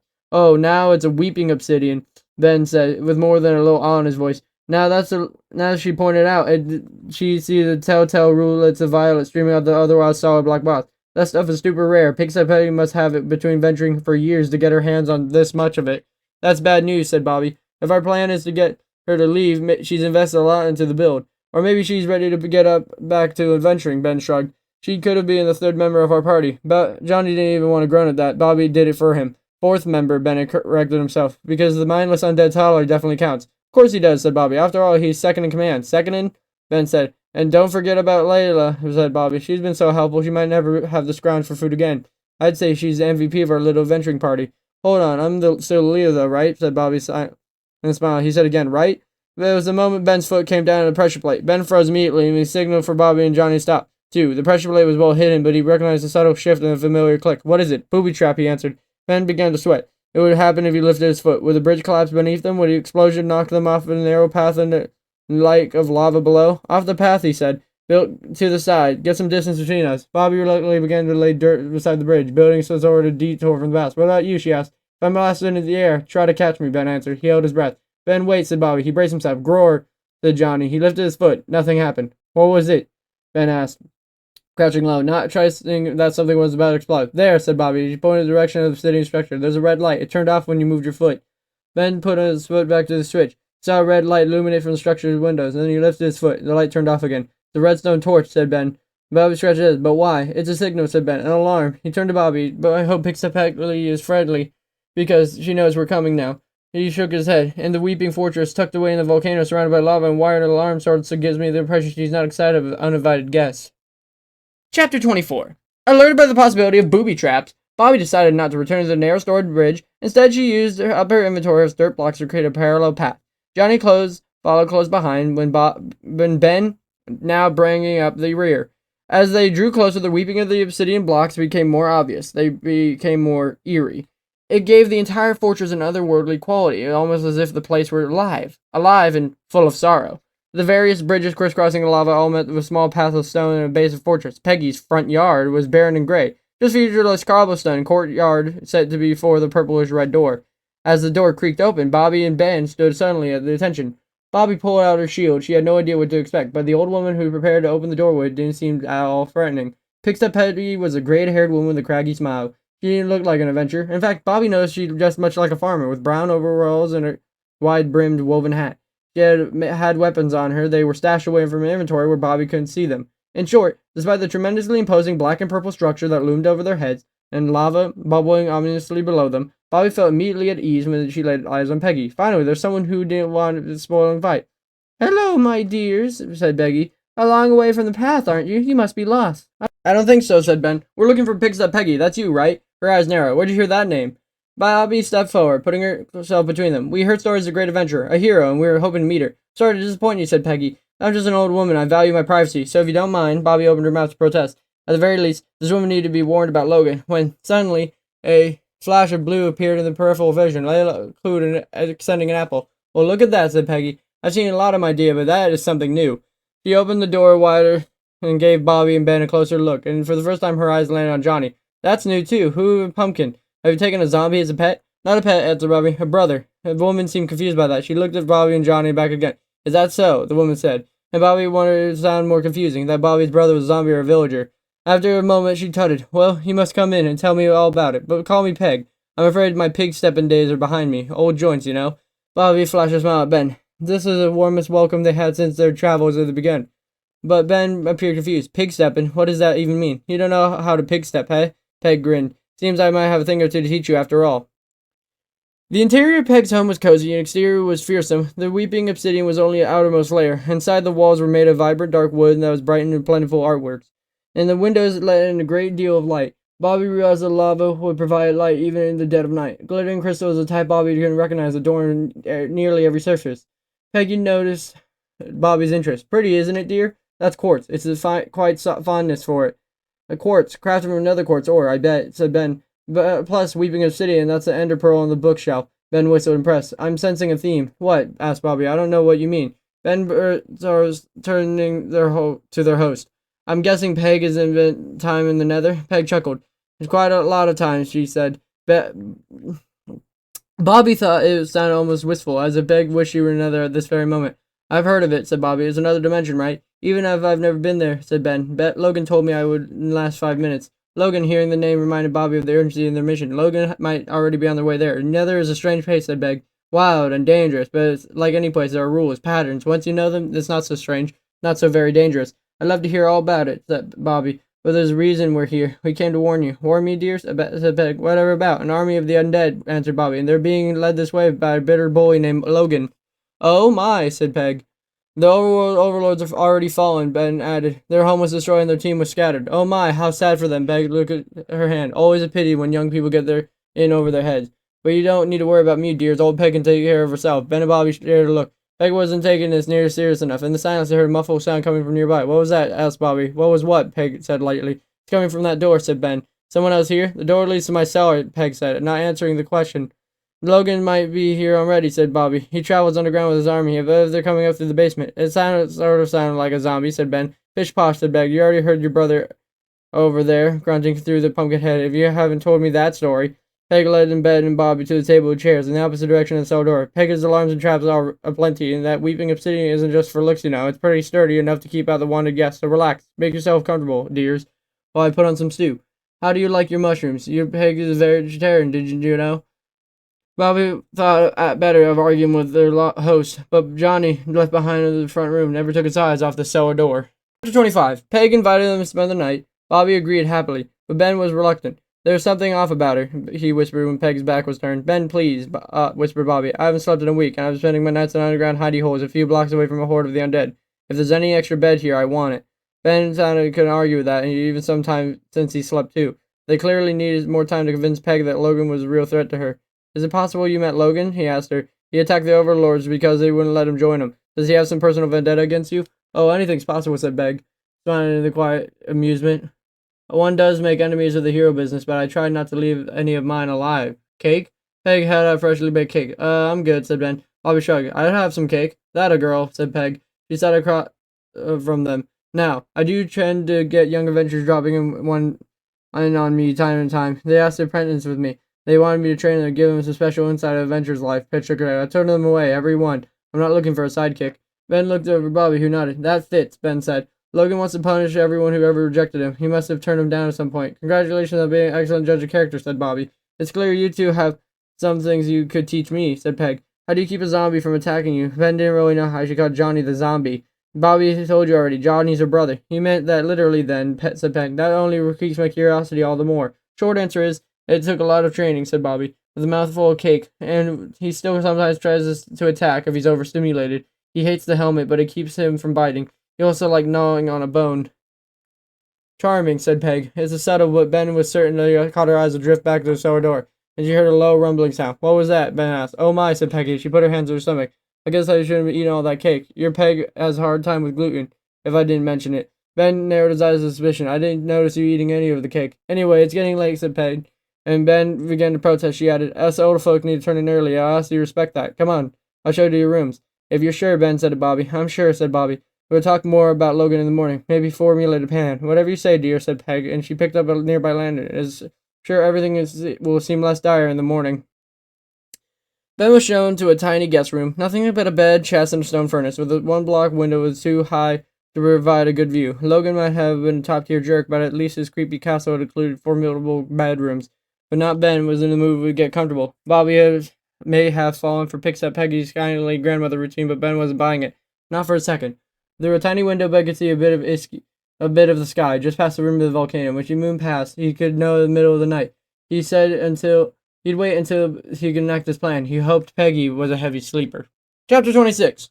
Bobby awoke to feeling something was strong. It was still night. A beam of moonlight shone from the bedroom's single small window. Both for a full night's sleep, Bobby tried to clear the fog from her mind. What was wrong? Why she startled awake? The answers came in a rush. Johnny was missing, and Pig's head Peg was sitting at the foot of her bed. Bobby sat up quickly. Where's Johnny? She asked. What happened? Calm yourself, dear, said Peg. I brought you some milk and cookies. Bobby's mind went slow to wake. What? I don't want cookies. Did Johnny get out? Is he alright? Johnny's quite safe, I promise, Peg chuckled. A carved pumpkin does make him easier to manage, doesn't it? I was able to handle him without a great deal of fuss. You didn't hurt him, said Bobby. If you did, I told you he's safe, but you love him, don't you? His biggest sister should. That's very good, Peg smiled and nodded. Ben will take care of him. You trust Ben, is that right? You took Johnny to Ben's room? Why? Well, that's because I need your help, dear. And where you're going, your brother might not be safe. Not like with us, with your Ben.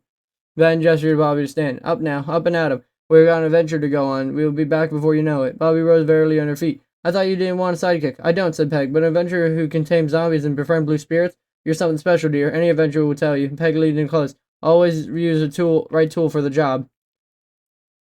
Peg led Bobby down a winding path of her fortress that felt bigger than the inside of the house and the outside. Within seconds, Bobby was completely turned around. He wouldn't have been able to find Ben's room now if she tried. Is this about an adventure we should really get? Ben, I'm new to all this. Ben taught me everything I know about combat. Peg chuckled at her tongue. It isn't combat I need help with. It's adventures like Ben with an emerald dozen.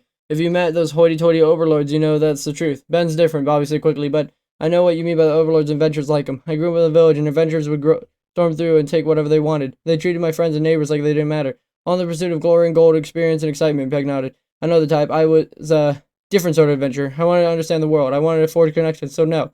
I'm not asking you to help providing. It's more non-combat skills I'm hoping you help. Ah, here we are. Peg turned the corner of the hallway, opened up to a tall ceiling chamber lined with armor stands, crafting stations, and chests. It looked like a war room, and the center was a single structure. Although it wasn't activated, Bobby immediately recognized the upright black ring was what it was. Another portal, breathed Bobby. That's right, said Peg.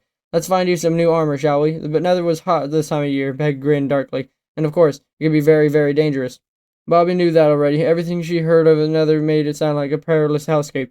But at least Peg had got first-hand experience. Peg outfitted her with a dark gray chestplate, golden helm with iron boots, and it appeared almost purple in the lantern light. Peg wore herself gold head to toe. Nice look, isn't it? She asked. For a while, I used to call myself Gold-Plated Peg, but, of course, Pigstep Peggy was the name that was stuck. What about weapons? Asked Bobby. Bring whatever you like. I'll do my best to keep us out of any combat situation. Peg tutted and shook her head. When you want to be my age, you begin to find violence somewhat distasteful. I agree with your theory, said Bobby, but if a sword It's up for grabs. I'm not going to turn it down. Good eye. That's the best sword I got, said Peg. You've got an inner fire in you, girl. You must fit it right in. Where we're going. Oh, and speaking of fire, Peg produced a flint and steel, holding it near inner portal. She stacked them together, producing a spark. A spark that flared into a flame that activated a portal, which ignited a burst of glittering purple light. Even knowing the danger was represented, Bobby thought it was beautiful. Peg seemed to know what she was thinking. Pretty right, she said. Don't trust it. Pretty purple light was lured many adventurers to their doom. Bobby leaned in closer. The purple shimmered like a glow through the gem. The surface of the sea, which Bobby had only seen for the first time. Her world had been so small before the zombie siege changed everything. Since then, she'd seen dozens of biomes, traveled one end of the overworld to another, and now, would she travel beyond the overworld?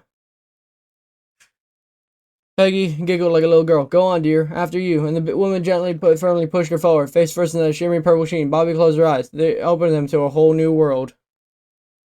Chapter 27. When the moon rose to the volcano, Ben had knocked on his plan. It wasn't a very evolved one, but Ben found the best plans to be simple. Step 1. Sneak out of this room. Step 2. Think about finding Bobby and waking her up. Step 3. Remember that Bobby's been exhausted and Johnny would be with her, and Johnny was not suited for stealth missions. Step 4. Decide to do this one on his own. Peg's fort was big, and the twisting hallway seemed almost purposely disorienting, but Ben had spent enough time digging around underground to develop a keen sense for direction, even without the benefit of the moon's center compass. He retracted the steps he had taken when she led him to his room. He found a staircase to the ground floor, and peeking around the corner found a little kitchen area empty. There was no torches or lanterns lit, but the orange glow of the lava streamed through the windows, providing enough light to be seen by. Still, it was dim enough to be eerie. There was something sinister, even villainous, about relying on lava lighting. Ben found it simply didn't trust Peg. Maybe Bobby's hero skepticism was rubbing off on him. The overworld overlords hadn't exactly lived up to expectation, and Logan, of course, had been a tremendous disappointment. Why should he expect Peggy to be any different? There was an easy way to learn whether Peg was trustworthy: snooping. In particular, Ben felt he needed to know what Peg was hiding in her basement. It sounded like something was alive down there. Did she have a prisoner? What if Logan was already attacked and Peg had won?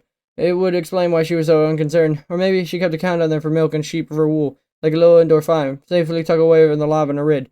A rocky platform that passed for a lawn. Ben wasn't certain for the basement's secret and the sinister one, but she knew it kept something down there, far away from prying eyes.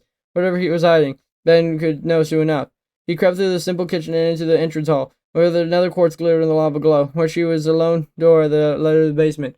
Ben was determined to be stealthy. He reminded himself not to make a sound, but when Ben opened the cellar door, he saw Peggy's horrible secret for himself. All his plans were forgotten. Ben opened his mouth, and he screamed. Chapter 28. Bobby had heard stories about the Nether. Back in the plain time, when adventurers would pass through between quests, they liked to talk and they loved to brag. The places they'd been, the monsters they'd vanquished, the dangers they had overcome. Many of the greatest of those dangers called the Nether home. Live in columns of flame, smoke-jumping lumps of sentient magma, and massive monstrosities adventurers described as floating baby heads, but with tendrils. And beyond all that, the landscape itself is said to be dreadful, as cascading rivers of lava, resource-starved deserts, and oppressive ceiling of rock devoid of sun, moon, or stars. Bobby was surprised, therefore, to find lush grass at her feet.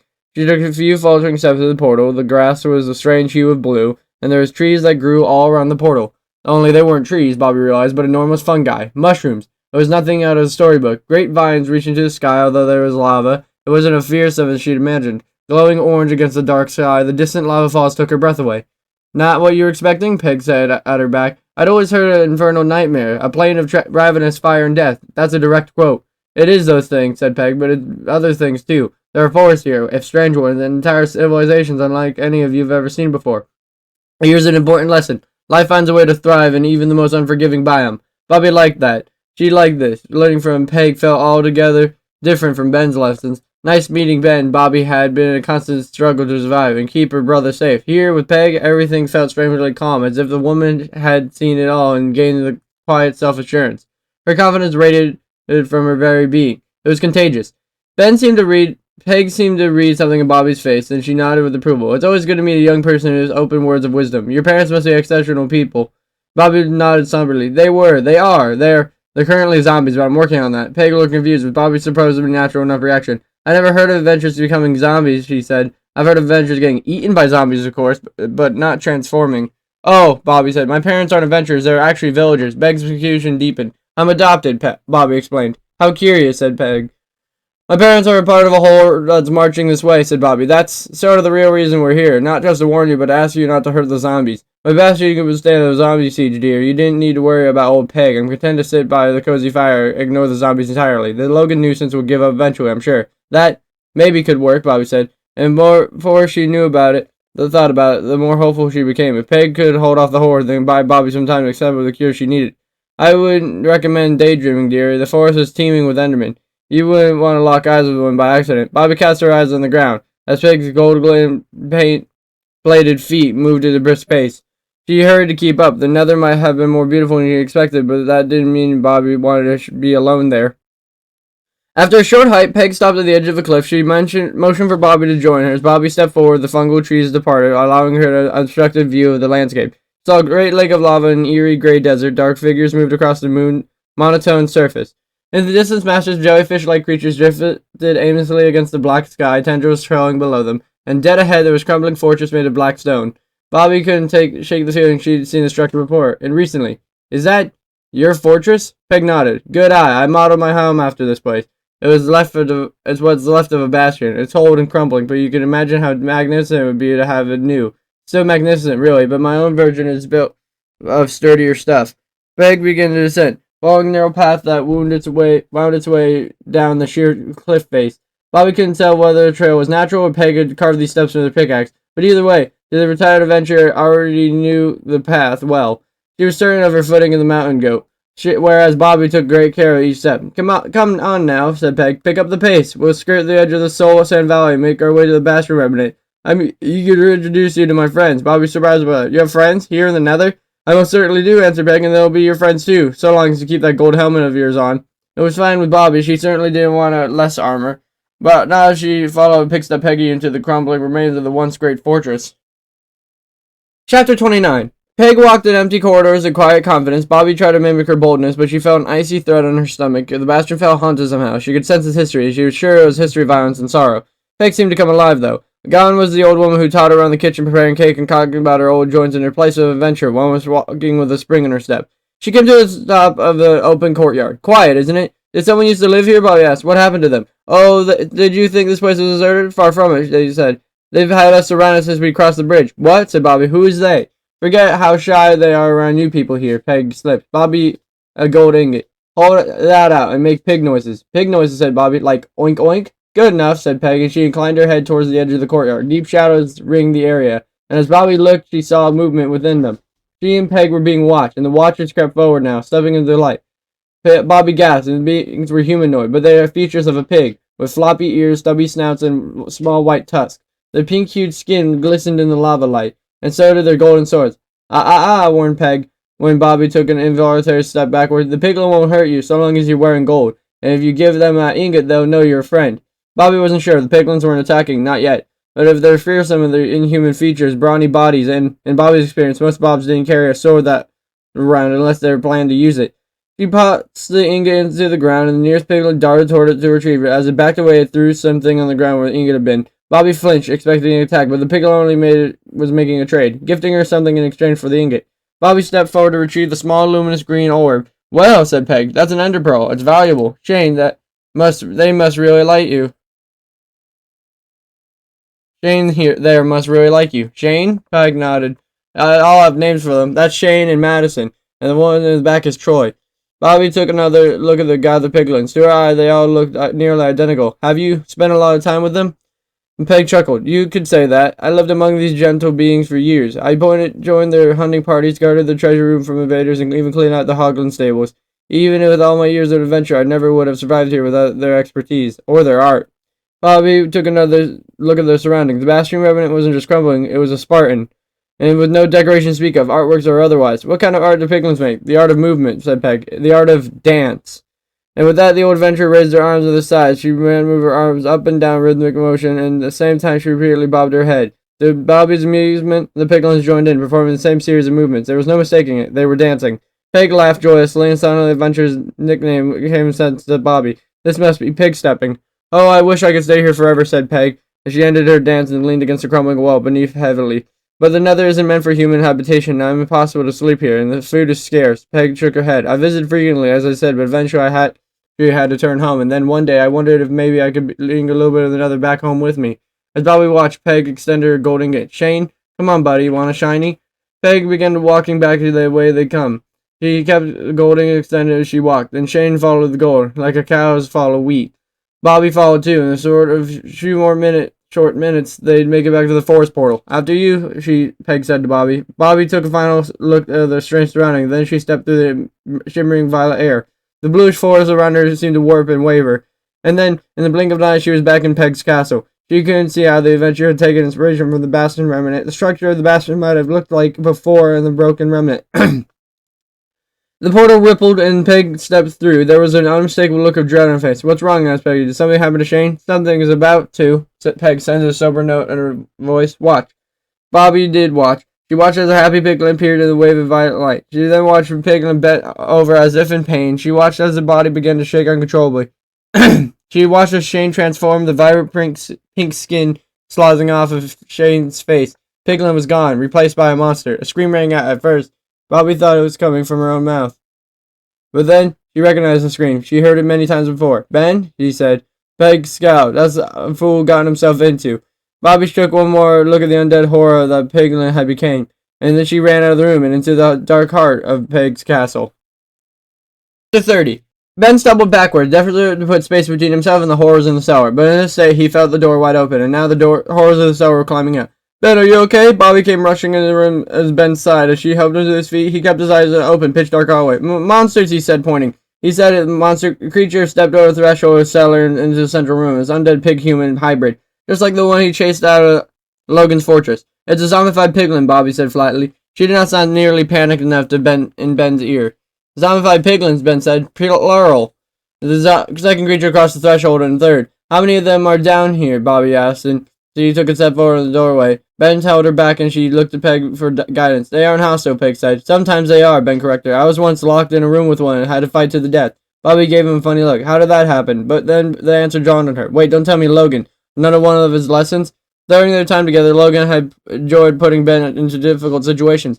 He is still terrified of spiders after Logan had left him in a language on the web. Logan, Ben confirmed. He told me I would never be ready for the nether unless I could face monstrous pigs in hand-to-hand combat. He locked me in a room with one of them and tried to kill me. Peg scoffed. And who attacked first? Ben remembered it was like it was yesterday. I mean, I attacked first, but Logan told me it was the key to fighting them and strike quickly before they could charge. He's a liar, said Peg, and cruel. We know that already, said Bobby. They aren't hostile. How is that possible? Asked Ben. They're so gruesome. That's very judgmental, said Peg, especially coming from a boy who attacked and destroyed a peaceful creature. Ben's heart sank, and Bobby shook loose from his grip, stepping past the piglins to appear through the door and down the staircase. Ben knew what she would see, and she seated for herself only moments ago. The basement was full of zombified piglins. There were hundreds of them, and apparently there were at least one non-pigged zombie as well. Johnny, Bobby cried, get up here right now. Ben peered over Bobby's shoulder. Johnny was trying to reclaim his bone when it had taken by one of the piglins. He growled a wordless complaint. You have to learn to share your things, Johnny, Bobby said. Now get up here, please, and thank you. Johnny growled again, and she did as her sister instructed. There, see? Said Peg. Ben screamed again. He hadn't realized that he had slipped up behind him. That was right in my ear, Bobby complained. I'm a little bit on edge right now, said Ben. Bobby crossed her arms. If you're so freaked out by Piglin, then why didn't you let Johnny go down there? Me, said Ben. Yeah, I had him in your room. Till Peg brought him into your room, said Bobby. No, said Ben. That didn't happen. The truth dawned on Ben like a blast of TNT. His mouth dropped open. Oh, you're kidding me. What? Said Bobby. Isn't it obvious? Said Ben. Pig stepped Peggy here, kidnapped him and threw him in the dungeon. Ben turned his iciest glare into the woman. That can't be true, said Bobby. Oh, kidnap is such a strong word, said Peg. And so is dungeon. I merely set up a play date between your pet zombie and mine. He isn't a pet, Bobby said. Peg, you know this. He's my brother. And why do you have so many zombie piglins and you're not a dungeon? Asked Ben. She's bringing him over to the nether, Bobby answered. She wants to bring piglins here. And then they cross to the portal. They transform, confirmed Peg. They become zombies as soon as they enter the overworld. Bobby shuddered. I saw it happen with my own eyes. It was horrible. I can't believe it, said Ben. I mean, if these guys are the end result of a pretty process, it can't be a pretty process. A nearby piglin snorted wetly, and Ben shuddered too. I've tried everything, Ben said. I've outfitted them with different kinds of armor. I've doused them in splash potions. I even made one invisible before bringing it through. She shook her head. Nothing has worked. They go through in transformation every single time I bring one through the portal. Then maybe stop doing that, Ben suggested. Your peg gets so lonely, said the adventurer. The company of the fellow humans has always been an awkward fit, and the Big people of the nether, they don't judge me, they don't find me strange. As long as I wear gold and join them in a dance from time to time, they accept me as their own. As Peg rounded up the stray piglin zombies and forcefully herded them back in the cellar, Bobby told her, "Careful, don't be so rough with them." Peg smiled. "This is exactly why I need your help," she said, whirling at Bobby. "Where other people see monsters, you see people. You trained your brother, and somehow humanity buried deep inside him. I have to believe you could do the same thing for my poor piglins. Yeah, you said bones would help, right? I have bones." Peg opened a nearby chest, revealing several neat stacks of bones. They weren't even creepy. Pitch black skulls mixed in among the white. "Yikes," Ben said. "Where did you—" "No, never mind. I don't want to know." "I'm not sure about any of this," said Bobby. "I trained my brother not to bite me, but zombie piglins don't seem hostile." "They aren't hostile, but they aren't intelligent either," said Peg. "They're lacking that spark, a rare piggish wit that makes piglin unique all the world." Peg appeared to verge of despair. "Oh, won't you try? You must try. Name your price. I'll give you anything you want." "Anything?" Ben asked, grinning. Bobby shot him a dirty look. "Don't tell me you still have emeralds on your mind. We have bigger problems to worry about." "Oh, I haven't forgotten," said Peg. "But you've been so worried about Logan, you forgot our top priority is getting your hands on a cure." Bobby's eyes went wide. "The cure?" "The cure?" echoed Peg. "What cure?" "The cure for zombification," answered Ben. "We found it in the witch's journal, in which we hadn't been able to find the key ingredient." "I may have it," Ben said quickly. "Or if not, I'll know how to get it. I've been to the end and back. What is it you need?" "Not so fast," said Ben. "We'd cure Johnny first, and then we'd try out the piglins. Deal?" "Fine, deal," said Peg. "Stop stalling. Now tell me, what did we—" Sound cut through the bastion, long and loud, unexpected. It was coming from the outside. It took Ben a moment to place it. Was that a goat horn? Bobby's face dropped. "Oh no," she said. "I've heard that horn before." She rushed to the nearest window. The others followed on the Prudhoe light. Ben could make out the shapes moving from the far side of the bridge. "Lots of shapes. We're out of time," said Bobby. "It's Logan. He's here." Chapter 31. The overworld was still and quiet, and dawn broke over the landscape. So quiet that Logan's voice could be heard from where he stood among his soldiers on the far side of Pep's bridge. "Pig step Peggy," he bellowed. "Give up. You're outnumbered." "For now," Peg said, not bothering to shout. Her words were intended for Bobby and Ben. "But he's not going to have much of an army when the sun peeks over the mountain, is he?" "Normally, you'd be right," said Bobby. "Take a closer look." Sun casted a light across the valley, shining upon Logan's forces. Iron helmets glinted in the glare, and not a single zombie burst into flames. Logan outfitted the army well. "Well, that boy certainly thinks big," said Pat. "He's got things in armor.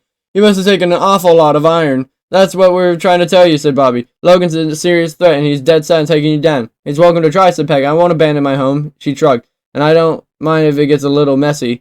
Peg slammed the button on the wall, and with no warning whatever, the bridge exploded. Bobby looked away, shielding herself from sudden violence. The bridge had been booby-trapped with TNT, a lot of TNT. In an instant, it was completely obliterated. Vast chasm stood between them and Logan. Even at the distance, Bobby could see that Logan reacted in utter shock, and then cold, cruel anger. "Do you think this will stop me?" he cried, lifting a fist. "All you've done is slow me down." Once more, Peg ignored Logan, directing her response to Bobby and Ben. "Let's hope that slowing him down gives us enough time to do what we need to do. The cure. Tell me what it is." "Ben is still in shock over the destruction of the bridge. We walked across that thing yesterday," he said. "You could have blown us to bits where we were right in the middle of it." "That's true," said Peg. "Good thing I didn't consider you a threat, isn't it?" She forced her focus on Bobby. "The cure." Bobby hesitated. "Johnny gets the first dose, right? You promise?" "I promise, dear," said Peg. "Now, if you could be so kind to spit it out. We're on a clock." "We need a golden apple," said Bobby, "and a potion of weakness, brewed with gunpowder, so we need to splash it over him."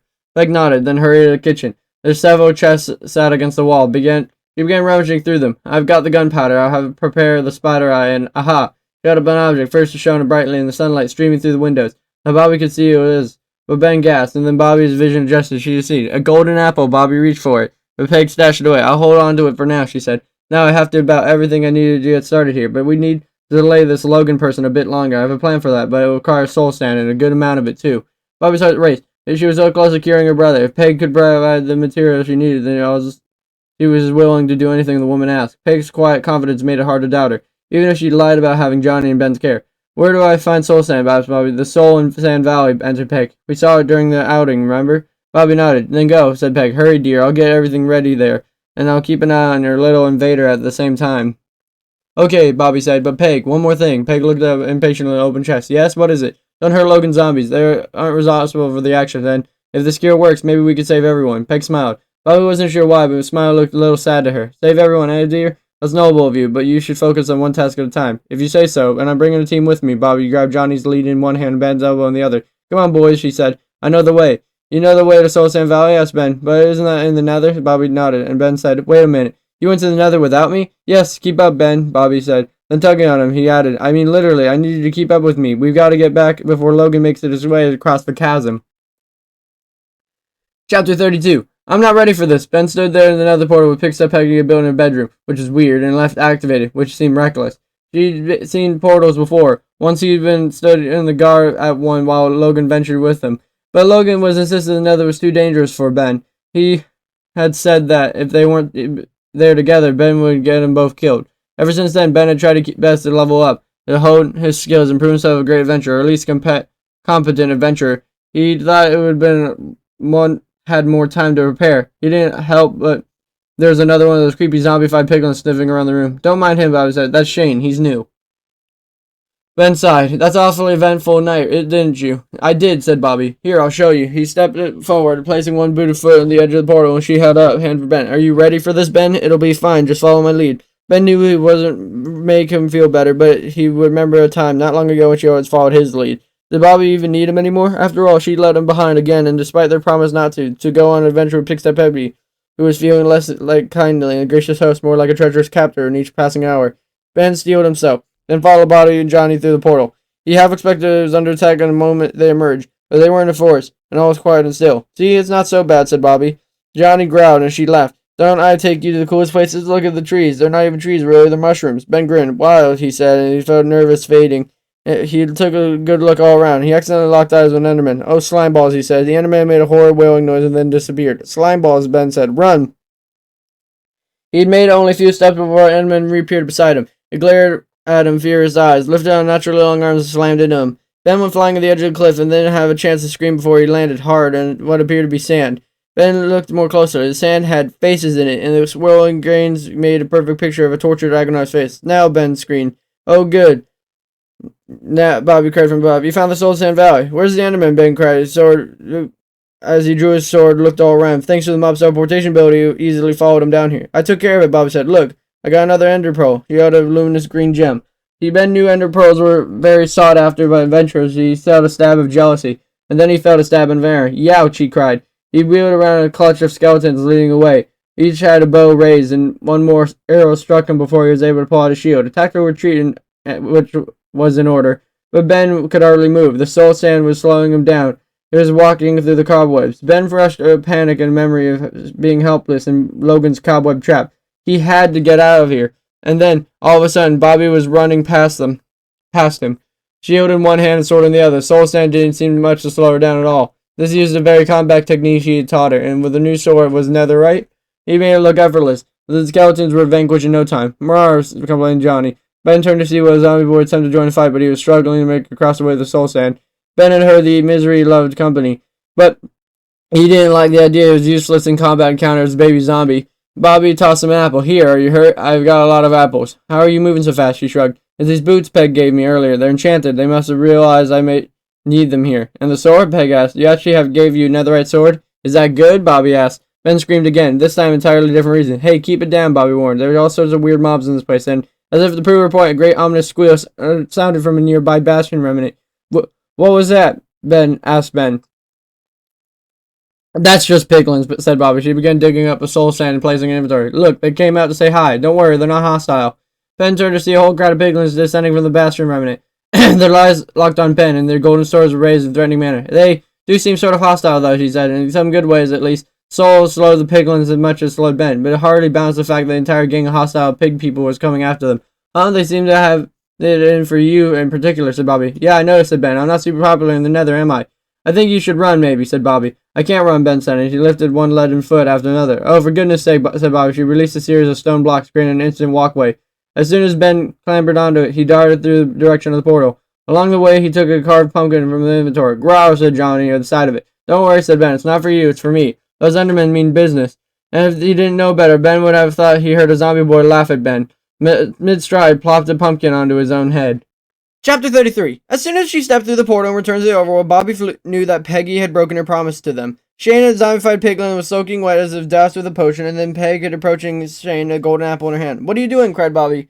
Peg glared at the zombie over his shoulder. That was fast, but not fast enough, dear. As Bobby watched, Peg fed the golden apple to Johnny's golden apple to Shane. They all stood there watching, and Bobby held her breath. Even Johnny would seem to sense at a crucial moment, But the moment passed, nothing happened. It didn't work, Peg.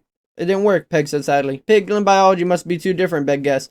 Which means you wasted a cure that could have given to Johnny, Bobby said. I didn't make more, Peg said distractedly. I'm sure I have all the ingredients around here somewhere. We're out of time, said Ben, and he pointed at a nearby window. From the upper floor, Bobby had a clear view of the chasm around Peg's bastion. Logan clearly done constructing of a new bridge. Only it wasn't Logan doing the labor, it was other Ben. The boy was fiercely laying down blocks of stone, crafting a bridge so wide that Logan could be able to march his zombie across the great mass of the undead bodies.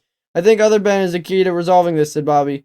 He turned to face Ben. Logan's terrible to him, and other Ben knew I was following them. He could have turned me over to Logan on multiple occasions, and he didn't. It's worth a shot, Ben agreed. I mean, if it sort of worked with Hatchet and Flip. As for you, said Bobby, he turned to Ben, I thought you were different, but you're just like every other adventurer I've ever met. He tossed a soul sand on the ground. If you want us to delay Logan, then use it. Otherwise, I suggest you stay out of our way. Peg looked guilty. Even her golden arbor seemed to shine a little less brightly. I'll help you, she said. I just want to streak past Logan and talk to that other boy. Take this. Ben's jaw dropped and opened as Peg extended an item towards Bobby. Are those what I think they are? She asked. Elytra, confirmed Peg. Bobby looked at Peg and Ben back again. I don't know what that means, she said. They're wings, said Ben. You can glide through the air with those. Their range is limited, Peg warned, but they'll get you to the other side of the chasm. I can keep Logan preoccupied while you talk to the other one. How? Asked Ben. How are you going to stand up the whole army of zombies? Why, dear, isn't it obvious? After all, Peg grinned utterly. Logan is the only one with the army of zombies at his disposal.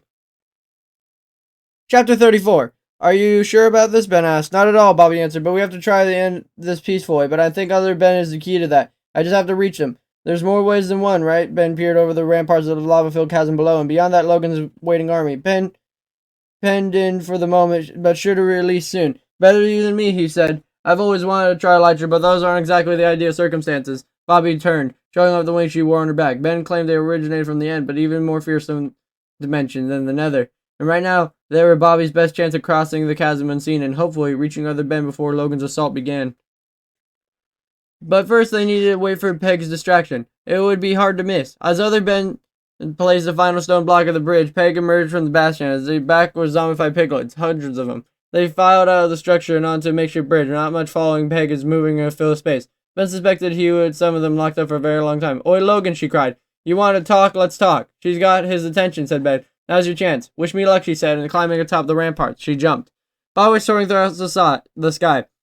She had a lot of new experiences lately, but nothing else compared to the sensation of flying. Layla appeared. But this is time to join her flying by her side. Bobby laughed, enjoying the moment despite its circumstances, but Logan's bridge was complete, and his army would not stay pinned for long.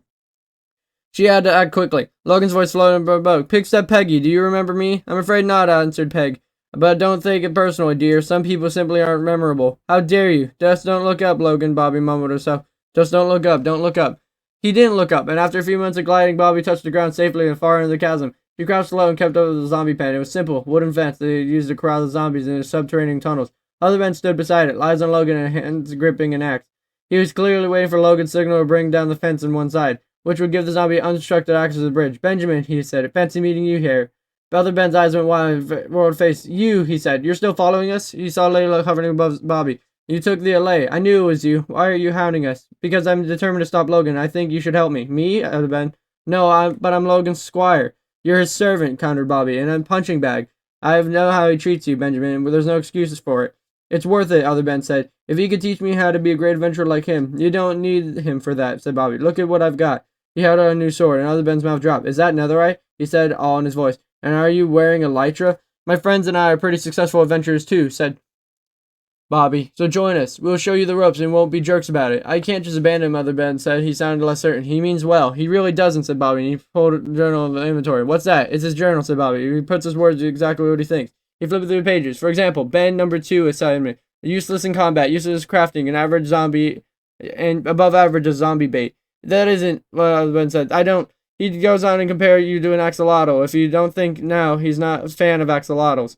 Other Ben considered his words for a long moment. His face cycled through a range of emotions. Then he landed on resolve. Bobby knew she'd convinced him. You're right, said Other Ben. I don't need Logan. That's great, said Bobby. You won't regret this, Benjamin. Now here's the plan. But Other Ben didn't want to listen. Logan, he screamed. Hey, wait a minute. Other Ben wasn't listening to her anymore. He raised an axe. Logan shouted back. I'm in the middle of a very ominous monologue right now, Ben. Sorry, Logan, but I'm afraid this can't wait, shouted Other Ben. Your army is revolting. Sure, but they've always been pretty gross looking, said Logan. He chuckled and saw other Ben's face. His eyes went wide. Wait, you don't mean? Revolution, cried other Ben. He brought his axe down to the nearest piece of fencing. Bobby saw what he was trying to do. Logan in the midpoint of the range, with Peg and their piglins in front of him. And now the army of pig zombies at his back. The zombies were his, but they weren't loyal to him. They would treat him like any other venture. In other words, they treat him like breakfast. It wasn't a bad plan, Bobby had to admit. With limited room to maneuver, even Logan could last forever after a wave of hostile mobs. And he turned back to look on Peg. She would have a golden opportunity to strike him down. Yes, it's a brilliant move, if you don't take care of how many zombies were destroyed in the process. But Bobby cared very much. No, she cried. Stop. We can end this peacefully. And the end was too late. The first wave of zombies already approaching Logan. Ben, you fool, he cried. You'll pay for this. The zombies moved quickly, and Logan was quicker. He ducked his first blow, and the zombie struck a zombified piglin by accident. The zombified piglin squealed in rage, and his anger seemed to be spread throughout the assembled creatures. Oh no, Bobby said. This instant before chaos broke out, it was war now, a war between zombies and zombified piglins, and Bobby feared that none of them would make it out alive. Chapter 35. Ben looked on the scene of carnage, chaos, and the likes of which he'd never seen before. Zombified piglins were attacking zombies. Zombies were hitting zombified piglins. Logan was striking out at the thing that got in his reach. Pixie was howling with despair each time piglin was struck.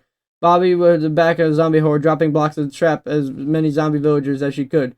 Other Ben was waving his axe around and shouting insults at Logan, some of which were almost enough to make Ben blush.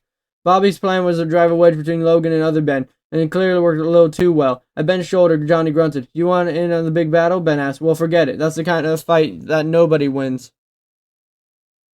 All the same, Ben needed to do something. If he knew Bobby she'd be throwing herself into the fray, all in an effort to prevent his zombified neighbors from getting injured. And between Logan's sword and piglin claws from those neighbors, and definitely going up to take some damage, Ben realized that he could help. How he could help. He couldn't prevent the damage from occurring, but at the right positions he could heal the zombies before they were destroyed. Ben laughed at his brilliance. He then groaned at the realization he actually planning to heal blood-crazed undead hostile mobs. Things that had been a lot simpler before he met Bobby and Johnny, that was for sure. Ben rushed downstairs to see the chest Peg had set up near the brewing stand. There were plenty of potions on hand, using dark purple potions of harmony, which he was looking for. Copious gunpowder he used to make them into splash potions. While the potions were brewing, he checked on the other chest for anything else that would use in battle, and then Ben saw something his heart was soaring. Peg had gold ingots, and she had a lot of gold ingots. Ben was always loved the look of gold. The way it glittered, it wasn't as nice as emerald, but it was really plenty nice. These days, however, gold was a whole new value. Combined with an apple Bobby had given him another, she could craft the golden apple they needed to cure Johnny. But just then, the front door slammed open, and picks up Peggy's stored bastion. I can explain, Ben said, and opened the chest. I don't care what you take, Peg said. It's all gone wrong. All my plans, all my hopes, piglin utopia here in the overworld, reduced to ash. Peg leveled a darkly intense look. No, I don't care what you take, he said, as long as you leave the wither skulls to me. Ben didn't love the sound of that, but then he didn't much like Peg from the start. She trusted you, you know, he said to her. Bobby didn't. It takes a lot of her to trust an adventurer. He saw right through the overlords. He saw through me, and then first meant she could see I'm motivated by all the wrong things. She showed me a better way. Her compassion makes the overworld a better place, and you used it against her. It's easy to be compassionate when you're young, Peg said. She rummaged through the old chest of bones. But this world disappoints all of us in the end. It would help your friend to grow up a little. Now, if you excuse me, Logan appears to have an upper hand out there, and if I'm going down, it's going to be a blaze of glory, and all people yearn talking for years. It won't come to that, said Ben. We've beaten him before. We'll beat him again. Peg paused her, looting, and look over her shoulder, raise an eyebrow. I thought you were suspicious, worldly one, but it seems your naive friend is rubbing off on you. I hope you're right, Ben said, and she needs me out there. Moving quickly, he grabbed the splash potion and he began brewing and turning to the crafting table. There she bought 1 apple and 8 gold ingots. In no time at all, he held a golden apple in his hands. Finally, Ben steeled himself for chaos, and then he ran out the door into the fray. If anything, the scene was more chaotic and ground level than it appeared to be above, and he watched a zombie villager suffer a brutal attack from his piglin opponent. Ben wasted no time tossing a potion off harming the zombie villager, ensuring that it wouldn't be destroyed. As an undead mob, the zombie would have found the healing potion toxic, but a harming potion quickly undid the piglin's damage. Ben worked his way through the crowd, tossing his potion as it went. Then the undead mobs pulling on an aggro, he was attacked only a few times, and he found it easy to duck the attacks and lose himself in the crowd. Eventually, he made his way to Bobby. What are you doing, she asked. I'm keeping your neighbors from being destroyed. Thank me later, he said. But you can thank me now for this. He held out a golden apple. Bobby's eyes went wide. He went and lunged forward, wrapped her arms around it. Ben, you're amazing. The LA chirped happily. I know, he said. Then, as Bobby pulled out a brace, he took the apple with her hand and knocked back an attacking piglin with her sword. Ben laughed. You're not so bad yourself, but we need to stop this mess. It looks like Peg might have an idea, Bobby said. Look, Ben looked to see Peg building some side of the base of the bastion. What she said a few minutes ago? Something about a blaze of glory? Oh no, Ben said. I know what she's making. What? Said Bobby. What is it? No time, they said. We have to stop her now. Ben tried to hurry. There's too many bodies between them and Peggy. She dodged the zombie swipe attack as Peg placed the final piece of Soul's hand. She slashed an attacking piglin as she went for the first skull in the face. The skull in place atop the sand, and then suddenly Logan loomed before him. You, he said, and his eyes dropped at Ben and Bobby. And you. I should have known you'd be here. Don't you ever get tired of messing with me? Yell at us later, said Ben. Let us pass now. Don't you see what Peggy's building? As Ben said the words, Peg put on the second wither skull in position.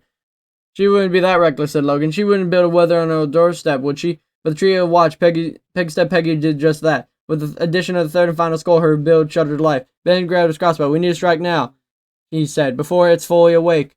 He began peppering the mob with arrows. Logan noticed right away. She looked up at him, mournful look in her eyes. It's too late, said Peg. It's all gone wrong. This wither will erase my mistakes here, and all of you. She took her head. I'm done with the overworld. I'm going to the nether, and this time I'm never coming back. Logan shot an arrow at his bow and lodged in her armor, and Peg scowled. A brat until the end, aren't you? Logan, shouted Ben. Shoot the wither, not the old woman, you big llama. We're running out of time. Yet Ben's arrows seemed to have no effect on the wither, which was growing larger in passing seconds. It can't be hurt until it explodes, said Logan. Explodes? Bobby's eyes went wide. Peg, don't do this, she cried. We can still end this peaceful. The wither exploded as it awakened, partially obliterating the bridge as it came fully in its power. Peg, distracted by Logan's attacks, had gotten far enough away. The old adventurer was thrown off a crumbling ledge and into the chasm below. Zombies and piglets followed Peg, toppling in the lava. No, cried Bobby, but there's nothing of them to do. The wither rose into the air and it shrieked as it turned its three sinister faces onto them. Chapter 36. As a rule, Bobby wasn't eager to follow Logan's commands, but the boy yelled scatter. She didn't think twice. Bobby fought her way across the bridge, and she left her sword in inventory, using only her fist, still reluctant to cause any major damage to the zombies that surrounded her. Even so, she found herself punching and slapping, forcing mobs away from her desperate scramble off the bridge. The wither was tossing its skulls, seemingly at random, and they exploded on impact. Another piece of the bridge was blown to bits, mere blocks away from Bobby. She screamed and ducked her head and kept moving. The next skull was even closer. It blasted poor Lila right out of the air. Bobby felt her heart breaking at the sight, and it was all over before she could do anything. She thought the gentle mob couldn't be hurt. None of the zombies have seemed to notice her, but the wither was more powerful and more evil than anything she'd fought before. Other Ben stood at the far side of the bridge and solid ground where Bobby couldn't have to worry about the floor being blown under her. He extended a hand to her. Come on, Other Ben, said Under Ben. You're almost there. You can make it. Happened so fast. 1 second, Other Ben was there, hand outstretched, cheering her on. The next second, a skull fell at his feet. Exploding on impact. Other Ben flew back and landed at the base of a nearby mountain. It was a nearly direct hit. He didn't look good. Bobby wasted no time. He swung a diamond pickaxe into the mountain face, carving a small cavern of shelter, and she dragged Under Ben inside. Are you okay? Asked Bobby. Where does it hurt? Everywhere, said Other Ben, wincing. Serves him right, said Logan, who came in to stand beside them. This whole mess is his fault. Now's not the time to blame, Bobby snapped. And where's my Ben? He ran the other way, Logan answered. Into the bastion. Other Ben coughed. He's got wither, Logan said. He's a goner, unless you have any milk. I don't, Bobby said, frantically combining an inventory. Just apples and this. She got up a golden apple. Logan whistled. That might do the trick if it helps him regenerate health faster where the withering drains it. But I need it, Bobby said. It's for my brother. Suit yourselves, Logan said. He chuckled. You're not as solid as I thought. Maybe you what it takes to be an adventurer after all. You could join what's left of the overworld overlords. Logan meant it as a compliment, but the words were revolting to Bobby. As they brought her back to her senses, she could never let someone else suffer, but she had other help. She felt the golden apple on the bench, seemed to feel better immediately. That was amazing, he said. I can feel it working. That's good, Bobby said, but keep your voice down. That thing is still out there. She peered out of the cave and watched the wither scan of the area of the new targets, and it didn't seem interested in attacking zombified mobs all around it. The piglins and zombies had stopped fighting each other, too. It looked like one great big happy undead family out there. Bobby saw some familiar faces among the horde. Her neighbors survived the carnage, and they were right here. They were almost close enough to reach. She didn't dare try anything while the wither floated menacingly above them. Her neighbors were still lost to her, for now. Epilogue. The wither hadn't attacked any of the undead mobs, which Logan found fascinating. He was already wondering if there was some way to use his advantage. If Wither the head of the zombie army, that would be stuff of legends. But then Logan remembered. He didn't have zombie army anymore. His soldiers scattered in every direction once the Wither had blown a few holes through the volcano, and since they were wearing iron helmets, the sunlight wouldn't affect them. They would go pretty much anywhere. Logan sighed.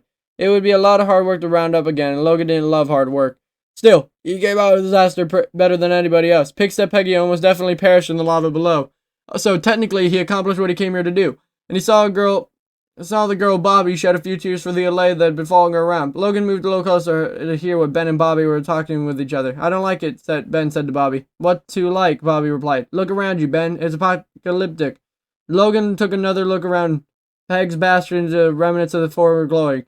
The wide stone bridge of the battle had taken place with nothing but shattered fragments. The stone craters pockmarked of the soil with withered explosive skulls had landed. The pet zombie groaned, and the zombie made a scene that only seemed bleaker. It's only the beginning, Bobby continued. That wither flew off, and 2 undead armies went with it. They're roaming the countryside, a deadly danger to anyone they come across. And when the sunlight won't keep people safe from the zombies, Ben said, thanks to him. Logan scowled. It was a brilliant plan, and you know it. He crossed his arm. And even I have to admit that things have gotten out of hand, and riches and fame, power. If the overworld gets trampled and scorched, that doesn't help me. He grinned. But beating the wither, that's a pretty good for my reputation.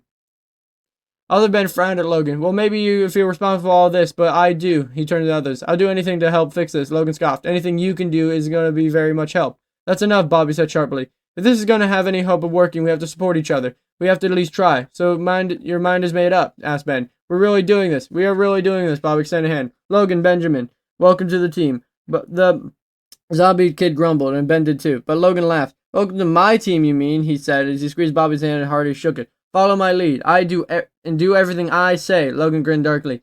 And you might all survive this adventure after all.